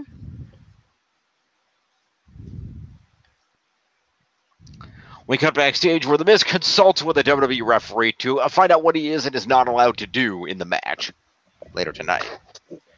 I'll give a mini to Miz for that.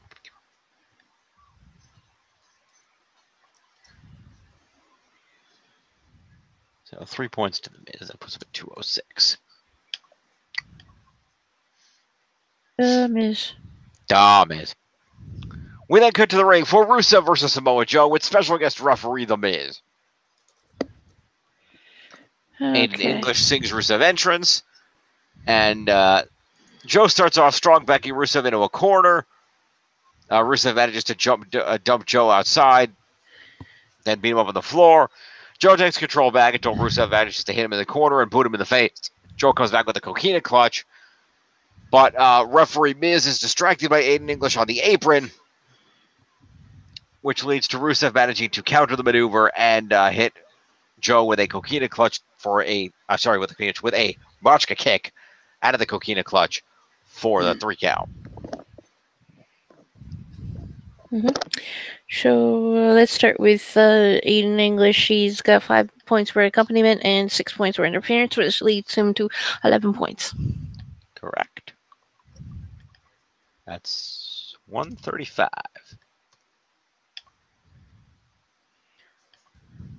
All right. And we have Samoa Joe, 1 for the clean clutch, 5 for the match, which gives him 6. If I'm missing something, let me know. No, it sounds about right to me. Jeff, do I miss anything? I don't know. I didn't watch SmackDown. All right. Fuck you, Miz. Yep. All right. Okay, so now we go to Rusev Machka. Rusev. Yes, he's got 5 for the match, he's got 10 for the win, and he's got 2 moves, which gives him 17. 20 for the win. Winning a match is 20. I thought it was a specialty because it was. Oh, 10 for the. You're right. 10. You're right. 10 for the special. In this case, Joe should also get 3 additional points for being in a specialty match. By the way. Yes. So that'll give him. So give him another 3 points. Forgot about that. Right, which will put him at 201. And then Rusev. So yeah, Rusev should have. It's 20 for the win plus 10 for the specialty. So. Oh. Yeah, the specialty 10 is on top of the 20 for a regular match win. Oh, right. We've been doing this all along. Yes, we have. So Rusev should have 30 plus moves. Sorry, 35 for competing, 35 plus moves. So it's 37 to Rusev. All right. That puts him at 82 and 182. 189. Nope. Yes. All right. Following the match, Aiden English grabs a ladder and throws it in the ring for Rusev to use. But Miz comes in and attacks, hits a skull-crushing finale on Rusev from behind, and then Miz climbs the ladder and grabs the Money in the Bank briefcase. So because he's got 1 move and he gets points or a special guest ref that goes him 11 points to Miz. Yep.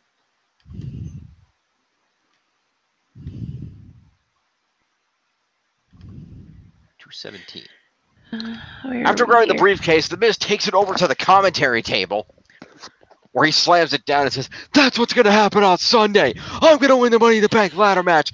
There's a contract in there. That contract is mine. I won't get a championship match. The contract is mine." And he opens the briefcase. Says, "The contract," and he opens it with the briefcase facing Byron Saxton away from him. "See that contract? That contract is mine. That contract is mine." And Byron Saxton asked the critics, "Miz, there's no contract in there." And as Byron kind of, looks at the contents of the briefcase, he holds it up and reveals to Miz that the briefcase is full of pancakes. Nah. The Miz falls to his knees and screams to the heaven, "New Day!" Really? Well, fairly close. We cut backstage where we see the New Day, who are watching on a monitor and laughing their asses off. Fair enough. Does that count as anything? That's a good question. Mini. Yeah, we'll give Mini. So New Day. Since they bothered to put the pancakes in the thing. Yeah, so we'll give a mini promo to the New Day. New Day rocks. New Day rocks. New Day rocks. All right, so that's 186 for Big E. Here. And 136 for Kofi. Kofi. And Xavier is going to be at 172. Give me a minute here. Shoot. It's not 5, it's 3. Fix that one. I should note that while the New Day is watching the monitor laugh their asses off, they are wearing their brand new Pancake Power t-shirt, now available at WWEshop.com. Fair enough.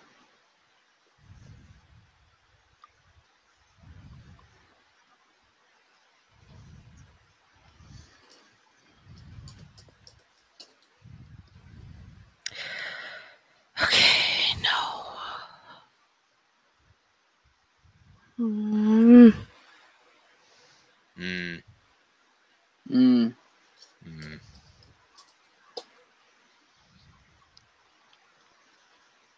You could tiff. One more second. It was just adding stuff where it's not supposed to be, and I had to go fix it. Ah, okay. Okay, I think I'm good now.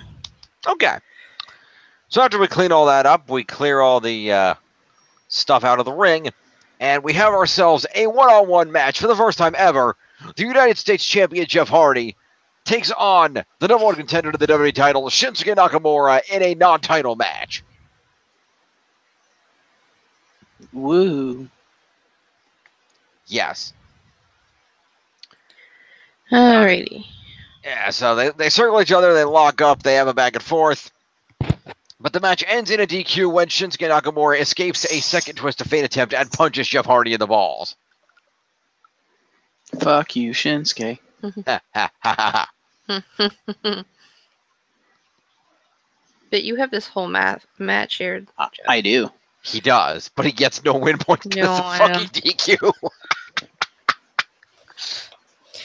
So we have for Shinsuke, considering he, anyway, 5 for the match, 1 for the spinning heel kick, 3 for the escape of the twist of fate, 1 for low blow. We have 1 for the Kinshasa afterwards, and then because a minus 4 for a DQ loss, he has 7 points. All right, 7 points to Shinsuke. 5, 6, 7 would be 2. Damn you, Shinsuke.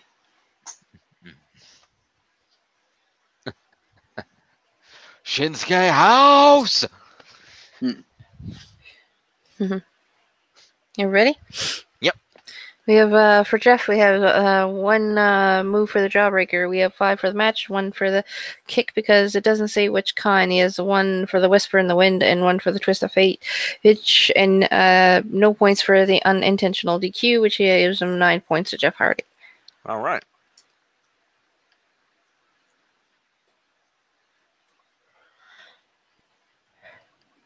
Which is going to be 357. All right. Coolio. Also, after hitting that aforementioned post-match Kinshasa, Shinsuke then proceeds to count to 10 and say last man standing off mic before he leaves. So, there you go. We cut backstage to an interview with the SmackDown Women's Champion, Carmella, who laughs off the possibility about being concerned about Asuka, and again points out that Charlotte beat Asuka, and she beat Charlotte twice. Therefore, she is twice as good as Charlotte and more than ready for Asuka. Well, all right then. Uh-huh. That's her math. Promo to Carmella. Mela math. Mella is money. Mela is not a mathematician. Yeah. She's not a statistician either. No, but she maybe take a lesson from Dana Brooke. Carmella. We then cut to a different backstage area where we see Big Cass, who is wearing a suit, because that's what heels do. Mm-hmm. Apparently. And he talks about how he went to a Memphis fair to make an appearance, because he is beloved. And he reveals a large sign from the carnival indicating the height requirements, mentioning that he had the great idea that it would be really great if we could take the SmackDown, the SmackDown roster could relax and unwind, and you could take them all out to the fair. He was thinking this would be a great idea, but he realized that unfortunately one member of the SmackDown roster doesn't make the height requirement, and that's Daniel Bryan. And he proceeds to indicate how at the very top of it says 7 feet in giant letters, and then he indicates the actual thing where it says you must be this tall, way much lower. And Cass says that Bryan isn't going to be able to reach Cass's level this Sunday at Money in the Bank, and makes the point that simple fact of life is that you may be good, Daniel Bryan, but a good big man will always beat a good little man. That would require you to be good, Big Cass. Yeah, pretty much. And that basically says he's going to beat Daniel Bryan at Money in the Bank. So, promo to Big Cass.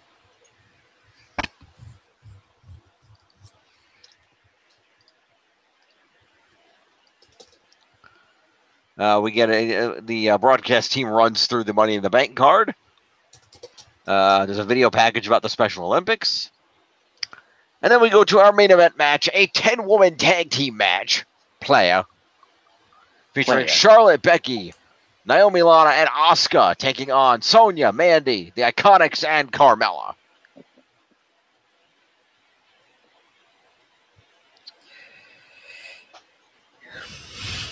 And the faces get the victory on this match after Carmella taps out to the Asuka lock. Woo! Which means that Carmella's probably retaining at the pay-per-view. Boo.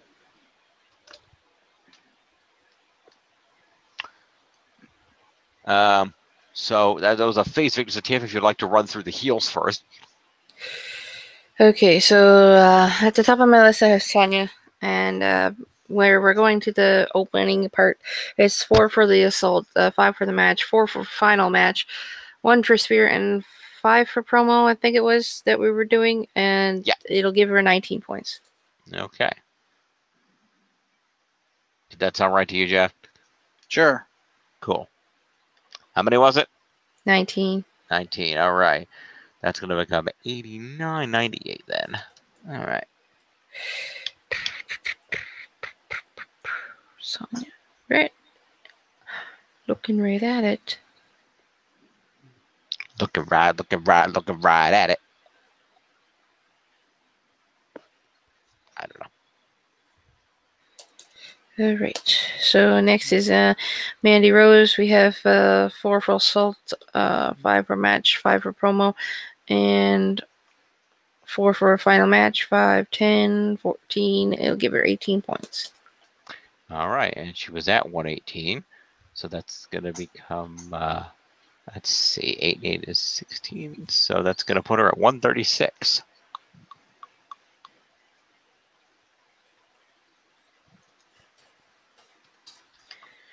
All right. All right. We have, okay, let's go to Billie Kay. Billie Kay. Okay, she has 4 for assault, 5 for match, 4 for final match, and 5 for promo. That's another 18 points to Billie Kay. All right, so that's going to put her at 117.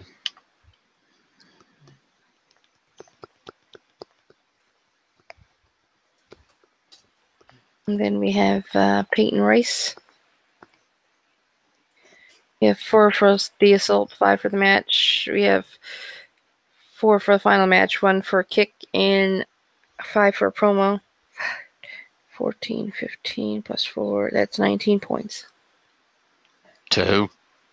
Peyton Royce. Got it. I thought that's who it was. I just wanted to make sure. All right, so that's 19. We'll put her at, say, 104 plus 9 is going to be 113. Yeah, and then the last for the heels is we have Carmella is 5 for the match, 4 for the final match. There was no moves, so why do I have 14 down here? So it should be 9 points to Carmella, unless my calculations are wrong. What did you have? I don't know why I had 14. Because she had no moves, 4 for the final match, 5 for the being in the match. So that's 9. And what did you have her at? 14 for some reason. She had 14. That's an extra 6 points.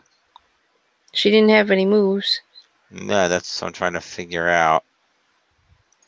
I could see 5 of it if you included her promo from earlier in the night in that number, which we already scored. That could be part of it. Let's see. Well, on mine, how many points do you have her at? 14. Okay, because on mine you have her 5 for the match, 5 for the promo, 4 for the main event. That's where it is. Ah, so the promo was already concluded, so it's not okay. So I thought we saved the promo for the end. No, she wasn't in the opening promo. We only saved the opening promo. She did an interview later. She wasn't in the opening segment. Okay. So we scored it. So yeah, so it's an extra 9 points to Carmella then. Okay. That's Which fair. is going to put her at 238. And back in the top 10 for Carmella. Still squeaking in there. Okay, then. Let's move over to the faces. What is it? 238? 238. Okay, so do we want to start with anybody first? Just make sure you do Asuka last. Other than that, it doesn't matter. Okay, we can do Becky Lynch. We have 4 for the salt for the beginning, 5 for the match, 4 for final match, 5 for the promo, and 15 for the team win. 5, 10 plus 15 is 25, plus 4 is 29, plus another 4 is 33. Does that Not sound bad. right? Works for me. So that's going to put her at 30. It's going to put her at 160.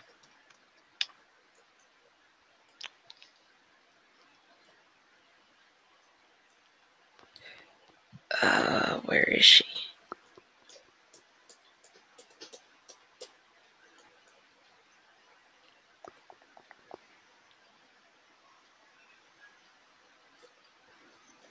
I don't know. I got it. Okay, we can go down to Charlotte. No. We have Charlotte as 4 for the assault in the opening, 5 for the match, 4 for the final match. We have 15 for the team win, and we have 1 for the spear, 1 for the moonsault, which was blocked, and another moonsault off the rope onto the Iconics, and 5 for the promo. We have 5, 10, plus 15, that's 25, 26, 27, 28. Plus 4 is 32, plus another 4 is 36 points to Charlotte. All right. So that's going to be 85, and then another 6 is 191. Let's go down to Lana. Lana is the best. Lana number one. Lana is the best. Lana number one. When I seen him come out with Lana and everything, and Aiden was trying to rap. Yeah, not good. It wasn't a good rap. Didn't have enough flow. So Aiden actually should get points too for coming out with her. No, I meant back in previous shows. Oh, okay. Yeah, he didn't come out with her tonight. So we have, where am I again? Lana, 4 for the assault in the opening, 5 for the match, 4 for the final match, 15 points for the team win, and 5 for the promo. 5, 10, and 15 is 25, plus 4 is 29, plus another 4 is 33 points to Lana. All right. That's going to be 86.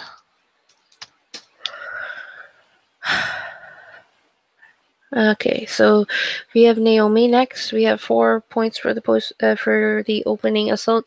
We have 5 for the match, 1 for the Hurricane. We have 4 for the final match. We have 5 for the promo and 15 for the team win. So we have 5, and then 10 and 15 is 25. Plus 1 is 26. Plus 4 is 30. Plus another 4 is 34. All right. Which one was that? Naomi. 34. So that becomes 38 with 158. And then last but not least, I think, if I'm keeping this straight, is Asuka. Yes. That is correct. Okay, so if I have this, we have 5 for the match, 4 for the final match, 20 because she won the match. We have 1 for the Asuka lock, which was blocked, and 1 for another Asuka lock, which she had actually gotten in on Carmella, is 5, 25, 29, plus 1 is 30, plus another 1 is 31. Did you include 5 for the promo earlier in the night? No, because I added that while we went over it. Oh, that's right. Okay, fair Don't enough. forget to add points for her actually winning the main event. So that's an extra 10 points. I'll give her 41. No, it's an extra 5. Okay, we'll 10 give points her... for winning a specialty, 5 for winning a main event. Okay, so I'll give her 36 then. All right, 36 to Asuka. Sounds good. That's gonna be 67. 173 for Asuka. Woo. All right. Thus ended SmackDown. Carmella retreats up the ramp with her title after the match. The winners celebrate in the ring. The other heels recover at ringside. Then, the other members of Asuka's team, the Money in the Bank competitors, proceed to surround her as Asuka's standing dead center underneath the briefcase. The 4 surround her, look at her, and then look up at the briefcase as the commentators explain the fact that they've all just realized that if Asuka is victorious on Sunday, whichever one of them, if one of them gets that case, they're going to be gunning for her. Mm-hmm. They better be ready for Asuka. Indeed. Unless you're Charlotte, in which case, been there, done that. So let's go over to the scores. It's best, not a no. All right. So, in the lead at 48-37 is Glorious, followed by the Woken Warriors at 46-99, and at 42-38 is the Legit Rowdy Architects. All right, then. 48-37. Yes. And I got 48-36. You have 42-38. I have 42-36. You have 42-38. I understand that, but I have to go back through this video later and figure out where I went wrong. Ah. Because I did the same thing over in Jeff's total. Fair. Okay. Anyway, let's go back over here. Jeff, would you like to take us to the 205 Live? Well, you're the one that has the recap. Oh, you're not going to... Okay. I never Fair. do the recaps. I thought you did last week. Maybe I was wrong about that. I mean, I did it based on my memory, but I don't have the recap in front of me. That's fair enough. That I will. If you want me to, I could try to do it all based off of memory. No, I'll just bring it up. It'll be easier. All right, I'll just augment what you got since I actually watched it. Yeah, I just was not prepped for it, so that was my bad. All right. So we kick off with the match that gets you all your points for 205 Live. All right, so Drake Maverick narrates a recap of last week's main event, which prevented Tommy's interference and prevented a decisive finish. And to show that kind of tactic not only won't earn you a title opportunity, but flat out will be tolerated under his leadership, and Tommy is barred from appearing on tonight's show. Which apparently does not bar him from via satellite. No. Ali has agreed to Mustafa Ali has agreed to return to the ring to face Murphy's training partner Tony Nese. But first up, we get welcome to the show. The Lucha House Party make their way to the ring, and they are bringing with them a piñata with Drew Gulak's face on it. Percy says it's the LHP's new mascot, Penelope Gulak.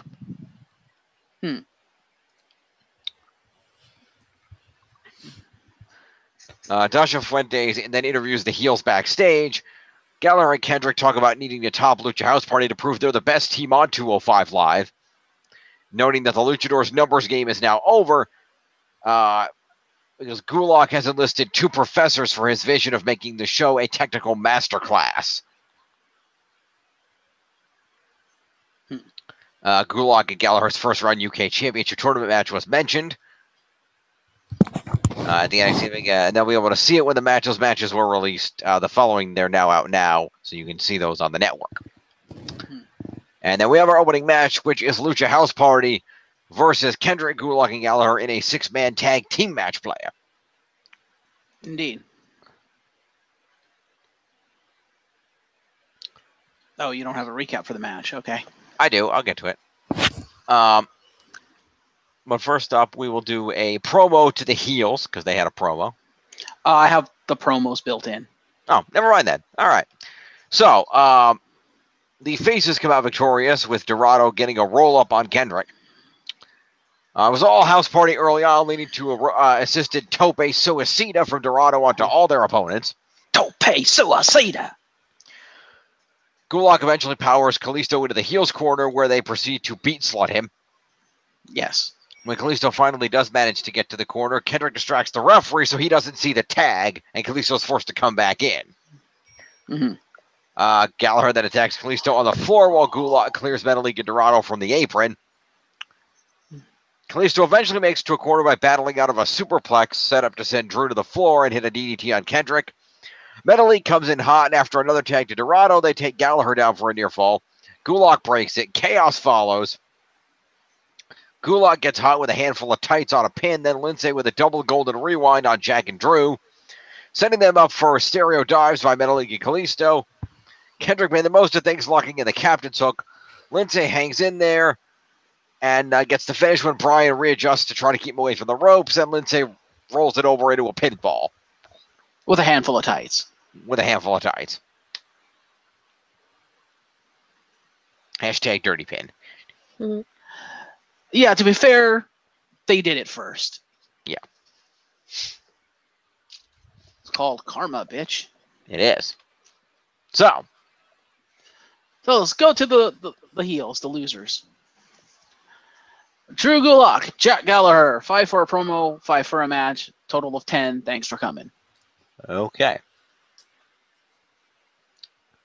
So, how much was it? 10. Just 10? Okay. That's it. Yep. They did fuck all. Okay. Unfortunately for you. But you get points elsewhere. Yep. So we go on to the Brian Hedrick, the man with a plan. He's a man with a plan. 5 for promo, 5 for a match, 2 for 2 captain's hooks for a total of 12 points. All right. 304. All right, over to the winners. The Lucha House Party. Yes. We'll go to the beat slut first. Kalisto. Too bad there isn't points for being a beat slut. But anyway, 5 for being in a match, 15 for being on the winning team, 2 moves for the Hurricane Rana and the Suicide Dive for a total of 22 moves. All right. That's going to be 40. That's 22 points, sorry. 160. All right. Okay, can we back up for a minute? Because these seem to be going a little bit fast for me to try and figure out where everybody is. Okay. Jeff, take it back. So, back to the... Was it... I think I got them confused. Was it Drew Gulak and it was... what was his other name? Jack Gallagher. 10 points apiece. That's what I thought, and then I got confused. And then Brian Kendrick. Check. And Brian Kendrick. He's got 12.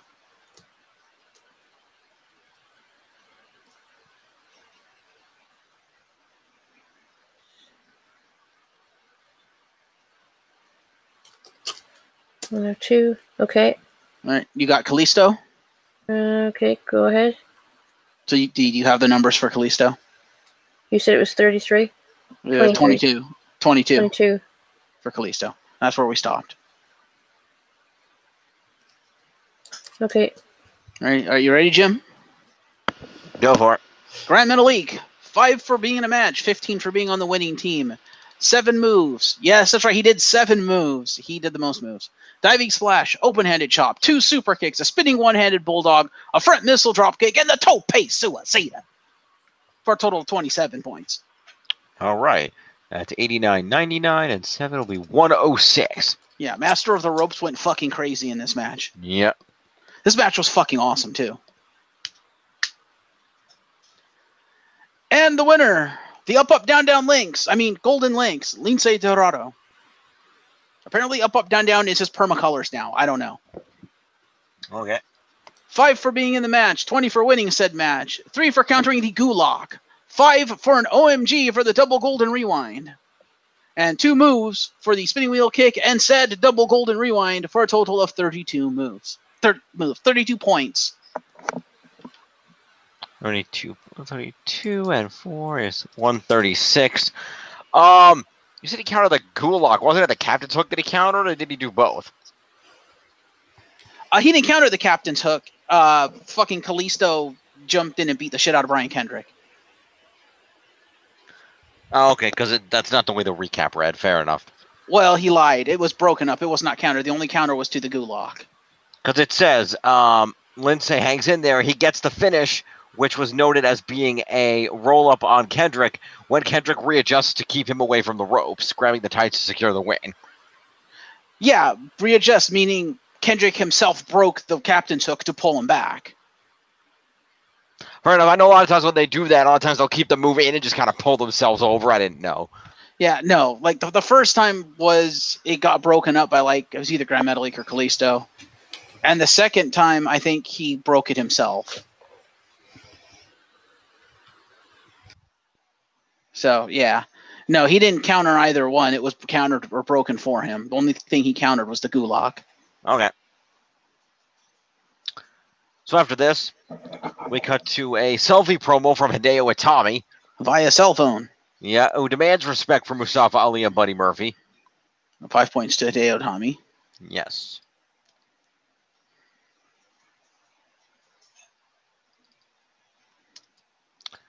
We then come back to Drake Maverick's office, who is watching the Itami video on his phone when Buddy Murphy barges in demanding a match against Itami.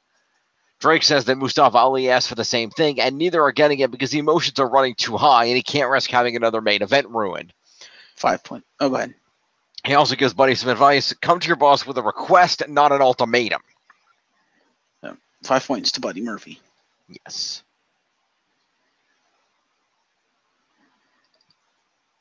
And then via cell phone, I think. Selfie promo from Mustafa Ali in the locker room acknowledges a setback last week, but when that happens, he gets right back up. So that's what he's going to do tonight, and he hopes Buddy and Hideo are watching. That is a pretty good promo. Mustafa. 5 points to Mustafa Ali. Before we go on to the squash match, I would just like to say, in terms of Lucha House Party versus Kendrick Gallagher and Gulak, I have to give full credit to whoever the hell writes for 205 Live, because they've managed to do something that the main roster writers have not been able to do for me for probably nigh on 10 to 20 years. They've actually managed to get me to care about and become invested in a feud with nothing on the line, because there's literally only one title and they're not vying for it. Like, I actually looked forward to the match when I saw it, because I'm like, ooh, that is the next logical step of Gallagher's now back, so the three of them are going to team. And they all have, gripes with the Lucha House Party, even though there's nothing on the line, because there is yet to be a Cruiserweight tag title. So I'm like, wow, I actually care about this match, and I'm excited for this match, despite the fact I know there's literally nothing on the line, and it literally means nothing. And it's a great match to boot, so yeah. Like, 205 Live is fucking amazing to be able to do that. I'm sorry, but they are. Anyway, I just wanted to put that out there, so moving on. And Jim has no comment on this. That's wonderful. Or Jim has disappeared, which is even less wonderful. Hello? Maybe there's something wrong with his headset. Jim, is your headset busted?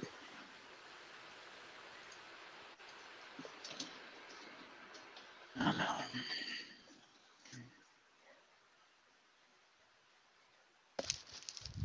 Jimmy, are you okay? I'm here. I thought you were going to talk longer. Sorry.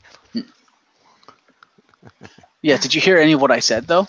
Yes, I did hear what you said. They made you care about a feud that didn't have a title on the line, and that is impressive. Yeah, that I literally, basically, there was literally nothing on the line. There was nothing to be gained out of it, aside from one group saying we beat the other group's asses. Yeah. All right. So next we go to Akira Tozawa versus Steve Irby. Yes, local talent. Now, I will say I felt that Tozawa struggled a little bit too much, I think. But I think it's because he's a face. They didn't want it to book it like a squash when I think maybe they should have booked it a little more like a squash. But it was still a good match, and Tozawa looked good out there. Fair enough. Points. 5 for the match, 20 for winning the match, 5 for moves, knife edge chops, soccer kick ×2. Yes, he kicked him twice. Senton and his finishing move, the drop zone, for a total of 30 points to Akira Tozawa. How many? 20 what? 30 points. Oh, 30 points. Okay, that must have been 68. And drop zone, is that what it's calling that now? That is his finishing with his diving senton.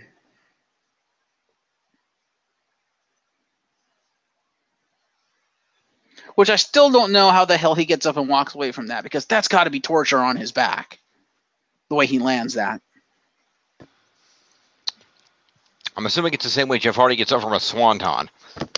But the difference is Jeff Hardy isn't landing on his back. It's more of a somersault. He's hitting it and rolling, whereas Tozawa literally lands flat on the upper of his back and gets up from that. I'm like, how are you doing that? I don't know. Anyway. To a degree, the senton is the swanton bomb, I think, if you could do it right, is actually less torture on your back than a senton drop. Probably. Because, like I said, the swanton's more of a roll, not a straight up drop on your back. Right.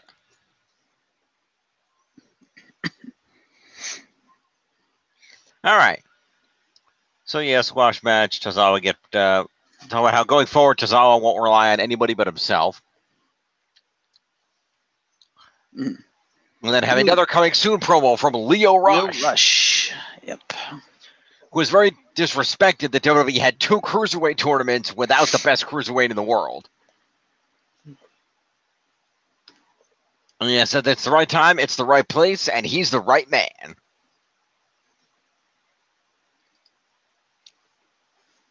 Well, we were disappointed they had 2 cruiserweight tournaments without the best cruiserweight in the world. Fucking Rey Mysterio, where the hell were you? Mexico. Yeah, pretty much. 10. All right. Next up, we cut to Tony Nese in the locker room, who says that he knows Ali. What's that? He's working out. Yes, he says he knows Ali thinks he's working his way back to another title shot, but tonight it's all about him making his mark. Yeah. Promo to Tony Nese. 78 for Tony Nese. And we cut to another man that deserves a huge push because, my God, he's fucking amazing. TJP cuts a selfie promo. Yes, he's really good in promos, especially as a heel. He's really fucking good. He says he's not surprised we're having another 205 Live without a high-profile match for him. But adds that he's going to keep hitting the weights and racking up Instagram lights. And when he goes heavyweight, Drake Maverick is going to remember him not as the man who carried the division on his back, but the one who got away. Yeah.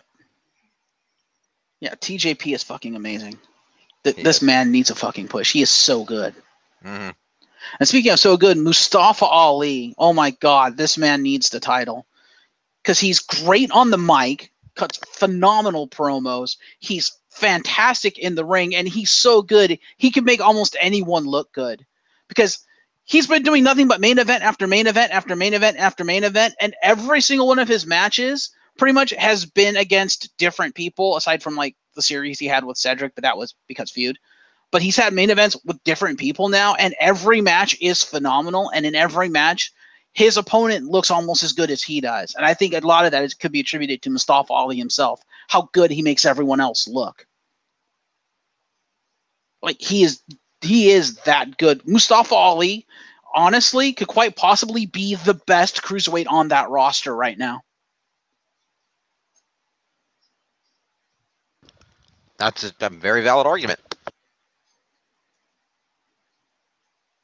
And he's over as fuck.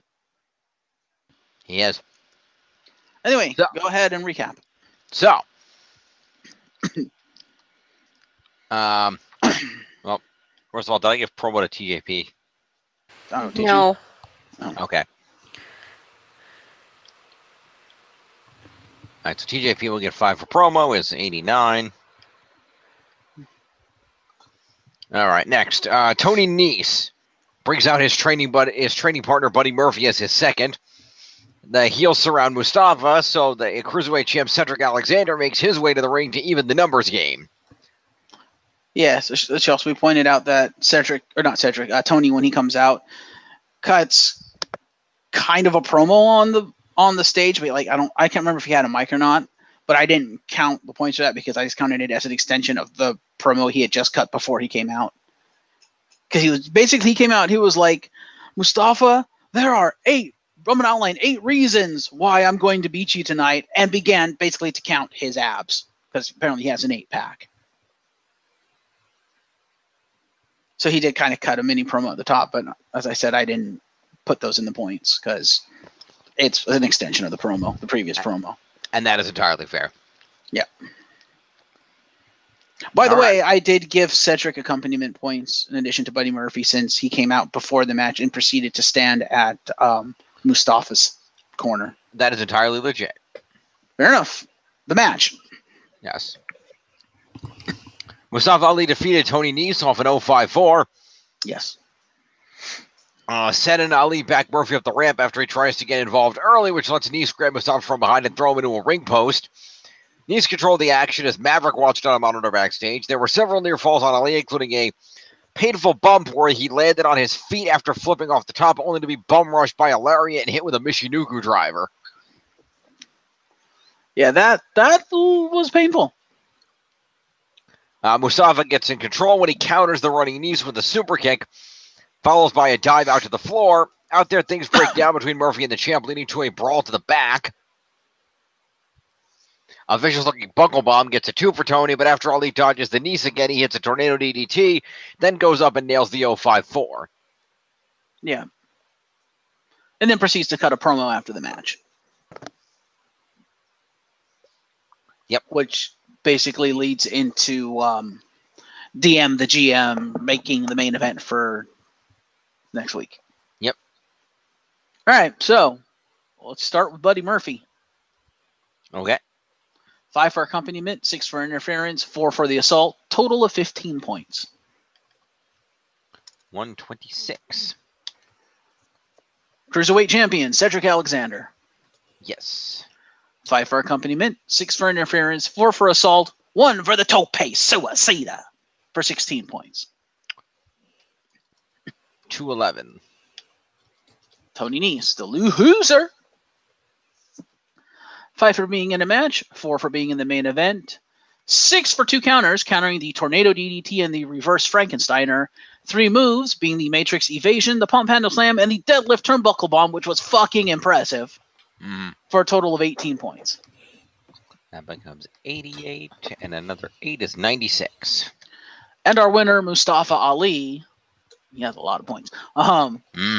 5 for being in a match, 4 for being in the main event, 20 for winning the match, 5 for winning the main event, 9 for 3 counters, countering the Springboard Moonsault, the Pump Handle Slam, and the Running Knee, and 7 moves, 2 drop kicks, a spinning heel kick, a roundhouse kick, the Rolling Thunder X Factor, a super kick, finally hitting the Tornado DDT the second time, and the 054, and 5 for the aftermatch promo, for a total of 55 points.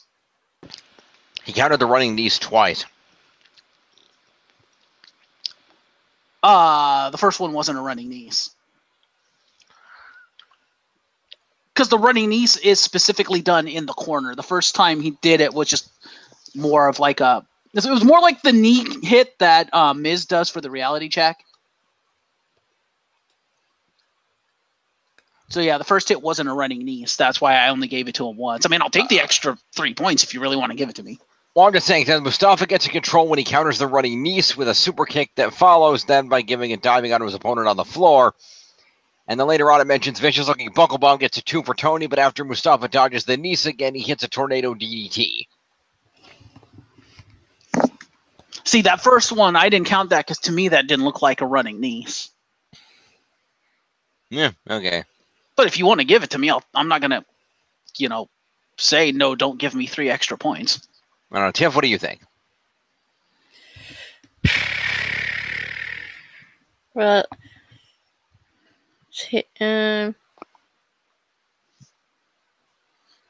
Because that was my reaction too at first. I was like, wait, was that the running niece? And I reread what the running niece was. I was like, oh, no, that's not a running niece. Moving on. Okay, then no. That's fair. So 55 points to Mustafa Ali.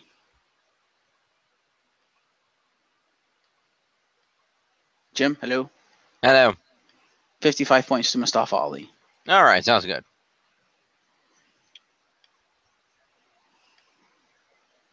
$172 plus 55 is going to put him at 227.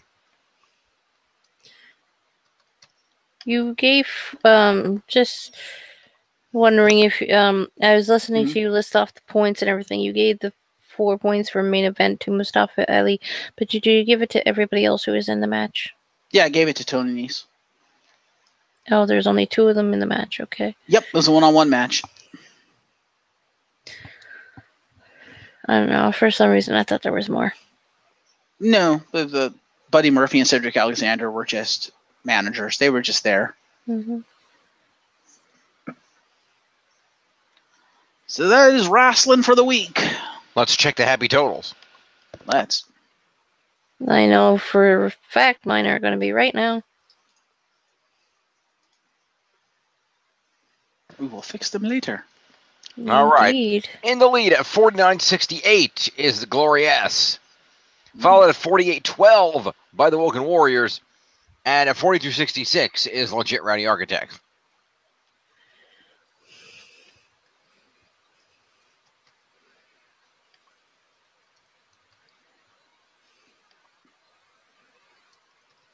All right.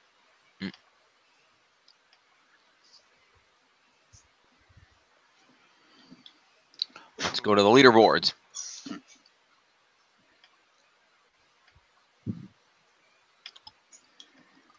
All right, still in a healthy lead is the Intercontinental Champion Seth freaking Rollins at 526.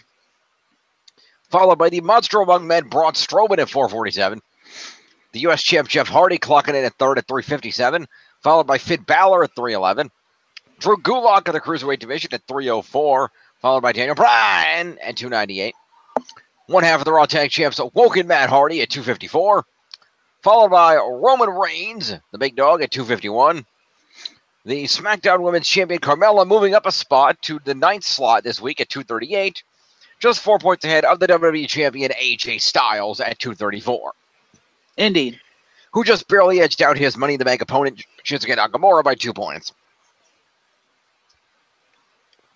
Yeah, it's really close down there because he just edged out Mustafa Ali by like 5 points. So, Yep. Who barely edged out Bray Wyatt by like 2 points. So yeah, it's all really close in that area. All right, prediction time. Yes, let's discuss Money in the Bank. Let's. So, in no particular order, let's go through this. Daniel Bryan versus Big Cass. Daniel Bryan. Wait, are they going to be on the pre-show? Oh, do you want to do the pre-show match first? We usually do. The Bludgeon Brothers versus the Good Brothers for the SmackDown Tag Team Championship. Really? The tag team titles are going to be relegated to the pre-show? And it's the Good Brothers against who? The Bludgeon Brothers, current champions. Bludgeon gonna Brothers. say- Yeah, I'm going to say Bludgeon Brothers retains. As much as I want the club to win, they're not going to win. Jim is eating on cam. Mm-hmm. Hey, I'm starving, haven't eaten dinner yet. You don't see me eating on cam. No, but you do sometimes. He's hungry. He's eating. Let him eat.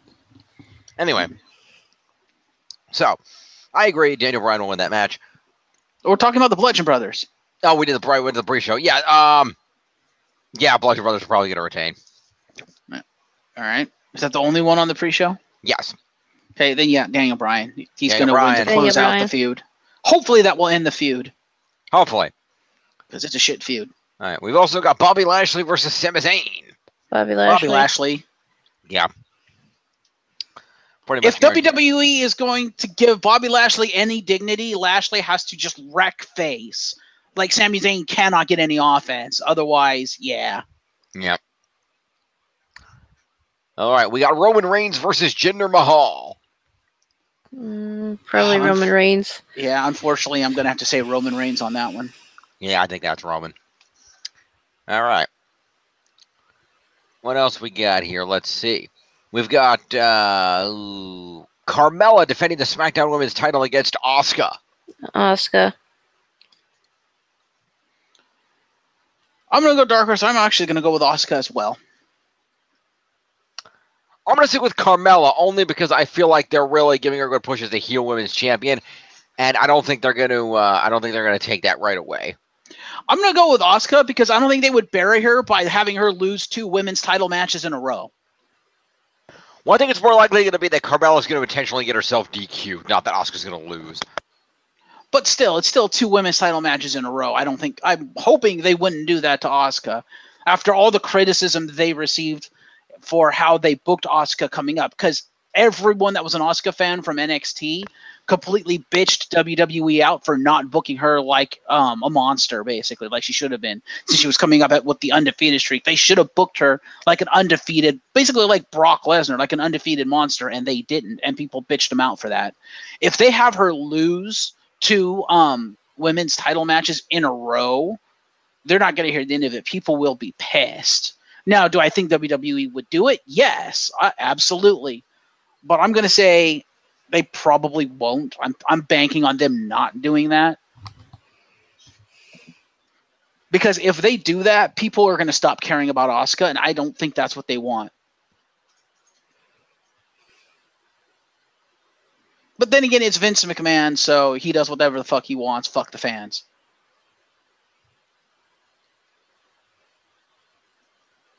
So I'm going with Asuka. Moving on. Yes. Also on the card, we have the Intercontinental Champion Seth freaking Rollins defending against Elias. Seth. I'm going to go with the Dark Horse. I'm going to walk with Elias. I could see this actually going either way. Yes. It really depends on how they want to book it. Honestly, I would like to see Elias win the title. I could see Seth putting him over. Yeah, I'd say he could do that and then go from there. I don't know what else Seth would do, but I mean, you keep shooting with him with Elias winning the title, but we'll see. I could, given though it's between these 2 gentlemen, I could also see this being a thing where, Seth retains, but just barely through certain, there's question. And I could see them actually keeping this feud running till SummerSlam between these 2. Well, let us not forget, Seth Rollins is also one of the 2 backup plans for if they decide Roman Reigns is a failure. True. So if they have him drop the IC title, that'd be the perfect way to write in Seth being like, okay, you know what? Now I'm going after the title that, I never lost. Give it the fuck back to me. That works. Because wasn't he forced to, give it up because he tweaked his knee or some shit? Mm-hmm. So, and that's been the ongoing storyline since he's come back of he's saying, I want the title, I want the title I never lost. Finn is saying the exact same thing because he was forced to give it up because of his arm. And so I could see them writing that in for Seth if they decide to go that route of Lesnar, I'm coming for you.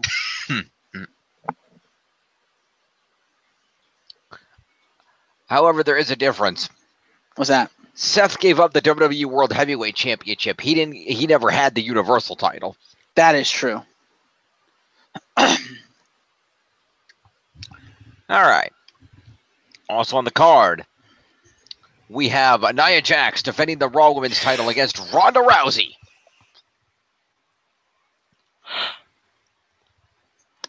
I could possibly go either way. I'm going to go with Ronda Rousey. But yeah. I'm going to go with popular opinion here and go Ronda Rousey. I can see that happening, but I can also see Nia using nefarious means. I don't know if they'd really want to put a belt on Ronda that fast. That is true, especially since she's probably not going to be there for SummerSlam. Mm. But then again, if they're booking her like Brock, that would work. Because that's the whole reason they're doing it now, is because their original plan was to have her wrestle some matches, maybe wrestle a match at the pay-per-view to build her up, and then have her maybe go after the title at SummerSlam. But because of other shit in her schedule, she was unable to do SummerSlam. So they were like, well, we either use her now or we lose the fire push behind her. We have to just pull the trigger now, regardless of the fact we don't want to do it now because she's not ready. WWE is quite aware of the fact Ronda is nowhere near ready for something of this magnitude, but they had no choice. They were kind of backed into the decision. Mm. And so because of that, because they're actually pulling the trigger, I could actually see them putting the belt on her instead of wasting the entire push. Because if they don't put the belt on her and she's gone for like 2 months, that just kills any momentum that she's had. Like, then at that point, why did you even bring her in? Because when she comes back, she's going to have nothing at all. Whereas right now, she's got the big push behind her. You put the belt on her, even if she's gone 2 months, she still has the belt. She's still the women's champion, so you haven't lost as much. Mm-hmm.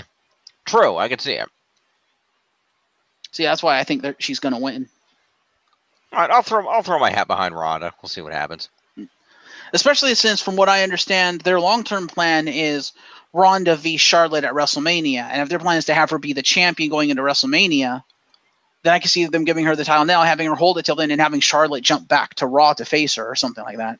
I can see that. Alrighty.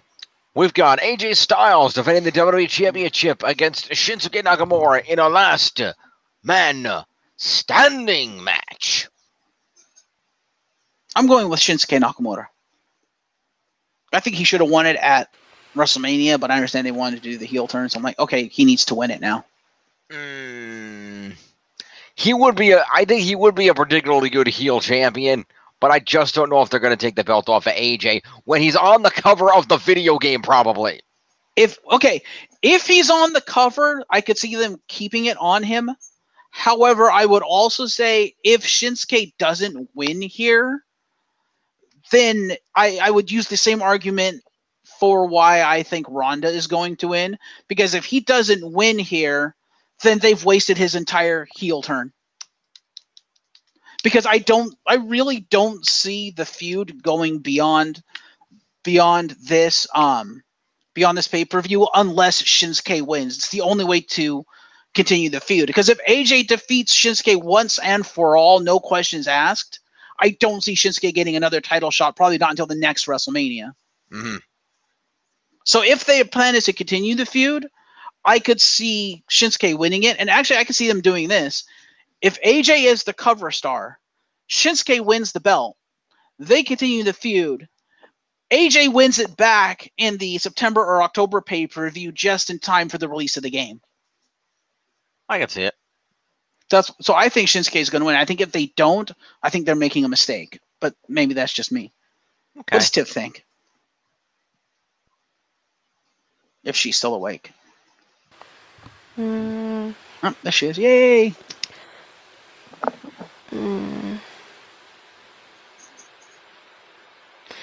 I don't really know. Because you explained it fairly well. It could go either way. Yeah. Who would you want to win? Judging by the way the things have been going, probably AJ. That's fair. And Jim, what do you think? I would like AJ to win. I like AJ as champion. I think he brings prestige to the belt. Yeah, I think. But at the same time, AJ has probably been like the champion for like way too long right now. And let's be honest, AJ is only the champion right now because they had to do a 911 punt. Yeah. What's that? That means they put it on him because they panicked. Because Jinder Mahal was an epic fail, and they're like, fuck, put it on AJ. Because they had no one else. That's the only reason he's the champ right now. Yeah, because to be honest, I guess it depends on the direction they want to go. I guess I could see AJ winning it back at that time. But it depends on direction, because at some point or another, possibly for next year's WrestleMania, it's going to end up being AJ versus Daniel Bryan. Yeah. If Daniel Bryan sticks around. He still hasn't signed a new contract yet. Yeah, at this point, there's no reason for him not to. Mm. Besides, if AJ loses, that opens up something else, especially if what we've predicted is going to happen with the Bludgeon Brothers happens. Uh-huh. I would love if the club loses, he loses, and they get together, have a meeting, and they're like, you know what? We're stronger as the club. Maybe we should be friends. Maybe we should actually do shit together and watch each other's backs. And that's how AJ gets his title back, and how the club finally wins the tag titles off the Bludgeon Brothers. It's because they're like, alliance? Alliance. The club is back, baby. too sweet. I can see it. I want to see that happen. Meanwhile, it cuts over to Raw after the failure of the Money in the Bank ladder match, and Finn Balor's corpse is just laying against the ladder, and one tear rolls down his cheek. Yeah. Because how awesome would that be if rolling into 2019, the club just runs SmackDown Live?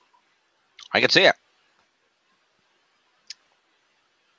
All right. So, next up, we have the, I don't know, which one do we want to do first? Pick one. All right. Next up, we have the women's Money in the Bank ladder match. Ember Moon, Charlotte Flair, Alexa Bliss, Becky Lynch, Natalya, Lana, Naomi, and Sasha Banks. I want Ember Moon to win it. I think she deserves it and probably needs to win it. Mm-hmm. But if everything we predicted thus far comes to pass, Natalya's going to be the one that wins it. Mm-hmm. I don't know. I could see Charlotte winning it and then kind of fudging the rules and making a jump to Raw to challenge Ronda. Ooh, that's a good. Yeah, because both brands are now in the same match. There's now no rule that says you have to cash it in your brand. That would actually work. In fact, you know what? If that's a long-term plan, yeah, you know what? Charlotte might actually win it just so they can do the WrestleMania match. Even though I will note the commentators have emphasized against their champions, their brand's champion. Really? The commentators have said that phrasing many times, that the winner of the match will get a championship match anytime for over 1 year against their brand's champion. Well, if that's the case, then Natalya all the way. But I feel like they could fudge that rule. They could. It's WWE. I'm going to stick with mine, either Natalya or Ember Moon. Okay. Because since they've called Ember Moon up, she hasn't done much. She's been pretty dominant, but she hasn't done much. And it's like, you don't call up someone like that and do nothing with them. Yeah. They almost fucked that up with Asuka and called her up and almost did nothing with her, but then she had that great match against Charlotte at WrestleMania, and that kind of made up for it. Right. Yeah, I would also like to see Ember Moon win. I think that would be great if she did that, really got her a push. I would also be very okay with Becky Lynch because they need to do something with her. Mm-hmm. She's incredibly talented, and she's just languishing, and it sucks. Give Becky Lynch something to do. And you put her in the match, that's a start, but give her a feud or something. Yeah, she's doing more than Bayley. Come on. True. Poor Bayley. Yep. Besides, think about it this way. If Asuka wins the title, Becky Lynch and Asuka have been talking a lot about, Becky saying, I need to find that fire again. I need to find what I'm missing. I need to rediscover myself. What better way than for Asuka to be like, so you want to discover yourself? Meet me in the ring. Yeah. I guess, yeah. You want to get that fire back? Fight me. Mm-hmm. Straight fire. All right. The faces going at it for basically Becky's soul. I think that'd be amazing. That would work. Tiff, what do you think?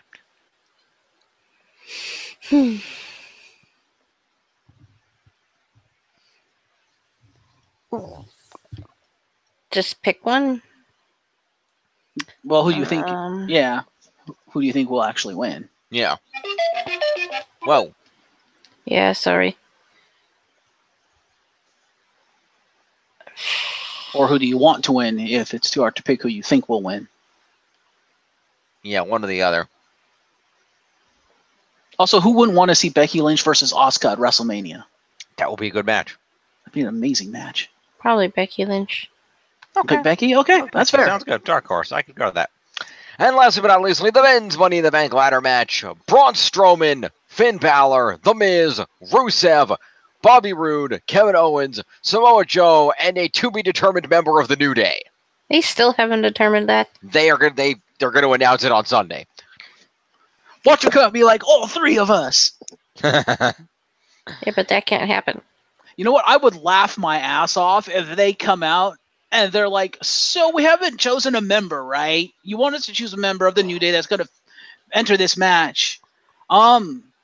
Well, we have a little announcement to make. You see, we recently acquired a fourth member of the New Day, and it is he who's going to enter this match. Fucking Kenny Omega walks out with the IGWP Championship.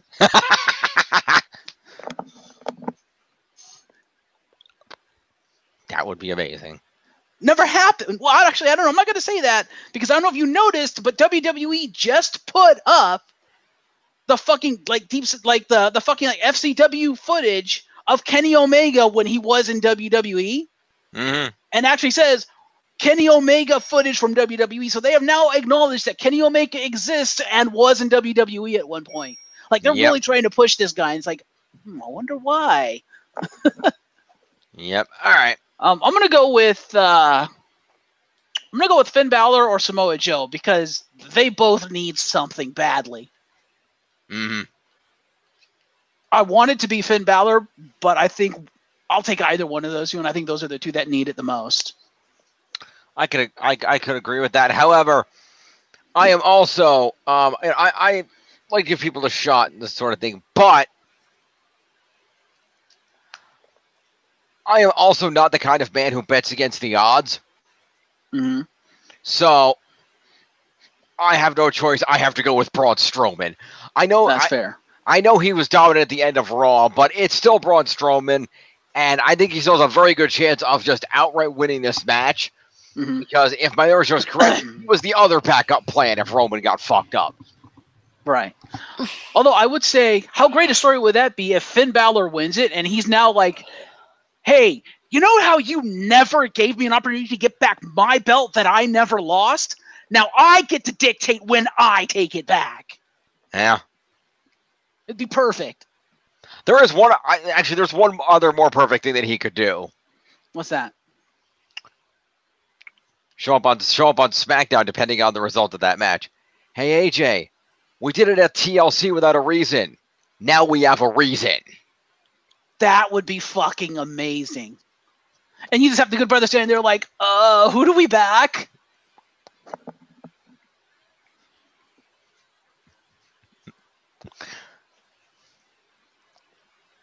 You tell me that's not a SummerSlam main event. I mean, come on. You mean WrestleMania? Either or. That'd be a WrestleMania main event. Yeah. But yeah, that'd be amazing. All right. Tiff, what do you think? Finn Balor or Braun Strowman. Okay. That's fair. Good picks. All right. Probably an underdog if you wanted to pick an underdog, The Miz. Yeah, Miz has a possibility to underdog that out. He deserves a push as a main event heel. If he pulls that off and AJ retains his belt, AJ Miz feud would be gold. Yeah, but he's probably going to go into a feud with Bryan first if Bryan sticks around. Yeah, so we'll have to see. Yeah. I'll tell you what it's not going to be. It's not going to be the member of the New Day. Probably not, unless it's Kenny Omega. Yeah. I want that to happen. That would just be the big what the fuck to everybody. Like, wait, what just happened?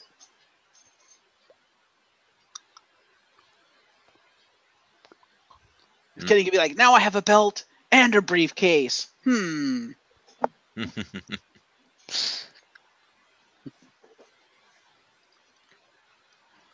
All right. And he just pops up, guess who's back in the WWE?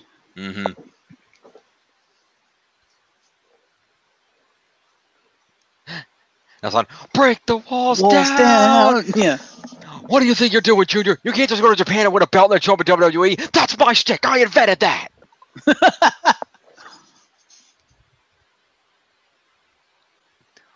All righty. Well, that has been our shtick for the week. Thank you both for joining me. You're welcome. Right. And we will see you next week for much shit. Thursday, Money in the Bank. Friday news. Saturday will be our usual video. It's the log. And somewhere along that shebang, we're going to be doing E3s. Yes, we will. It's going to be chaos. So we will talk about all that and more next week. Stay tuned. We'll see you later, folks.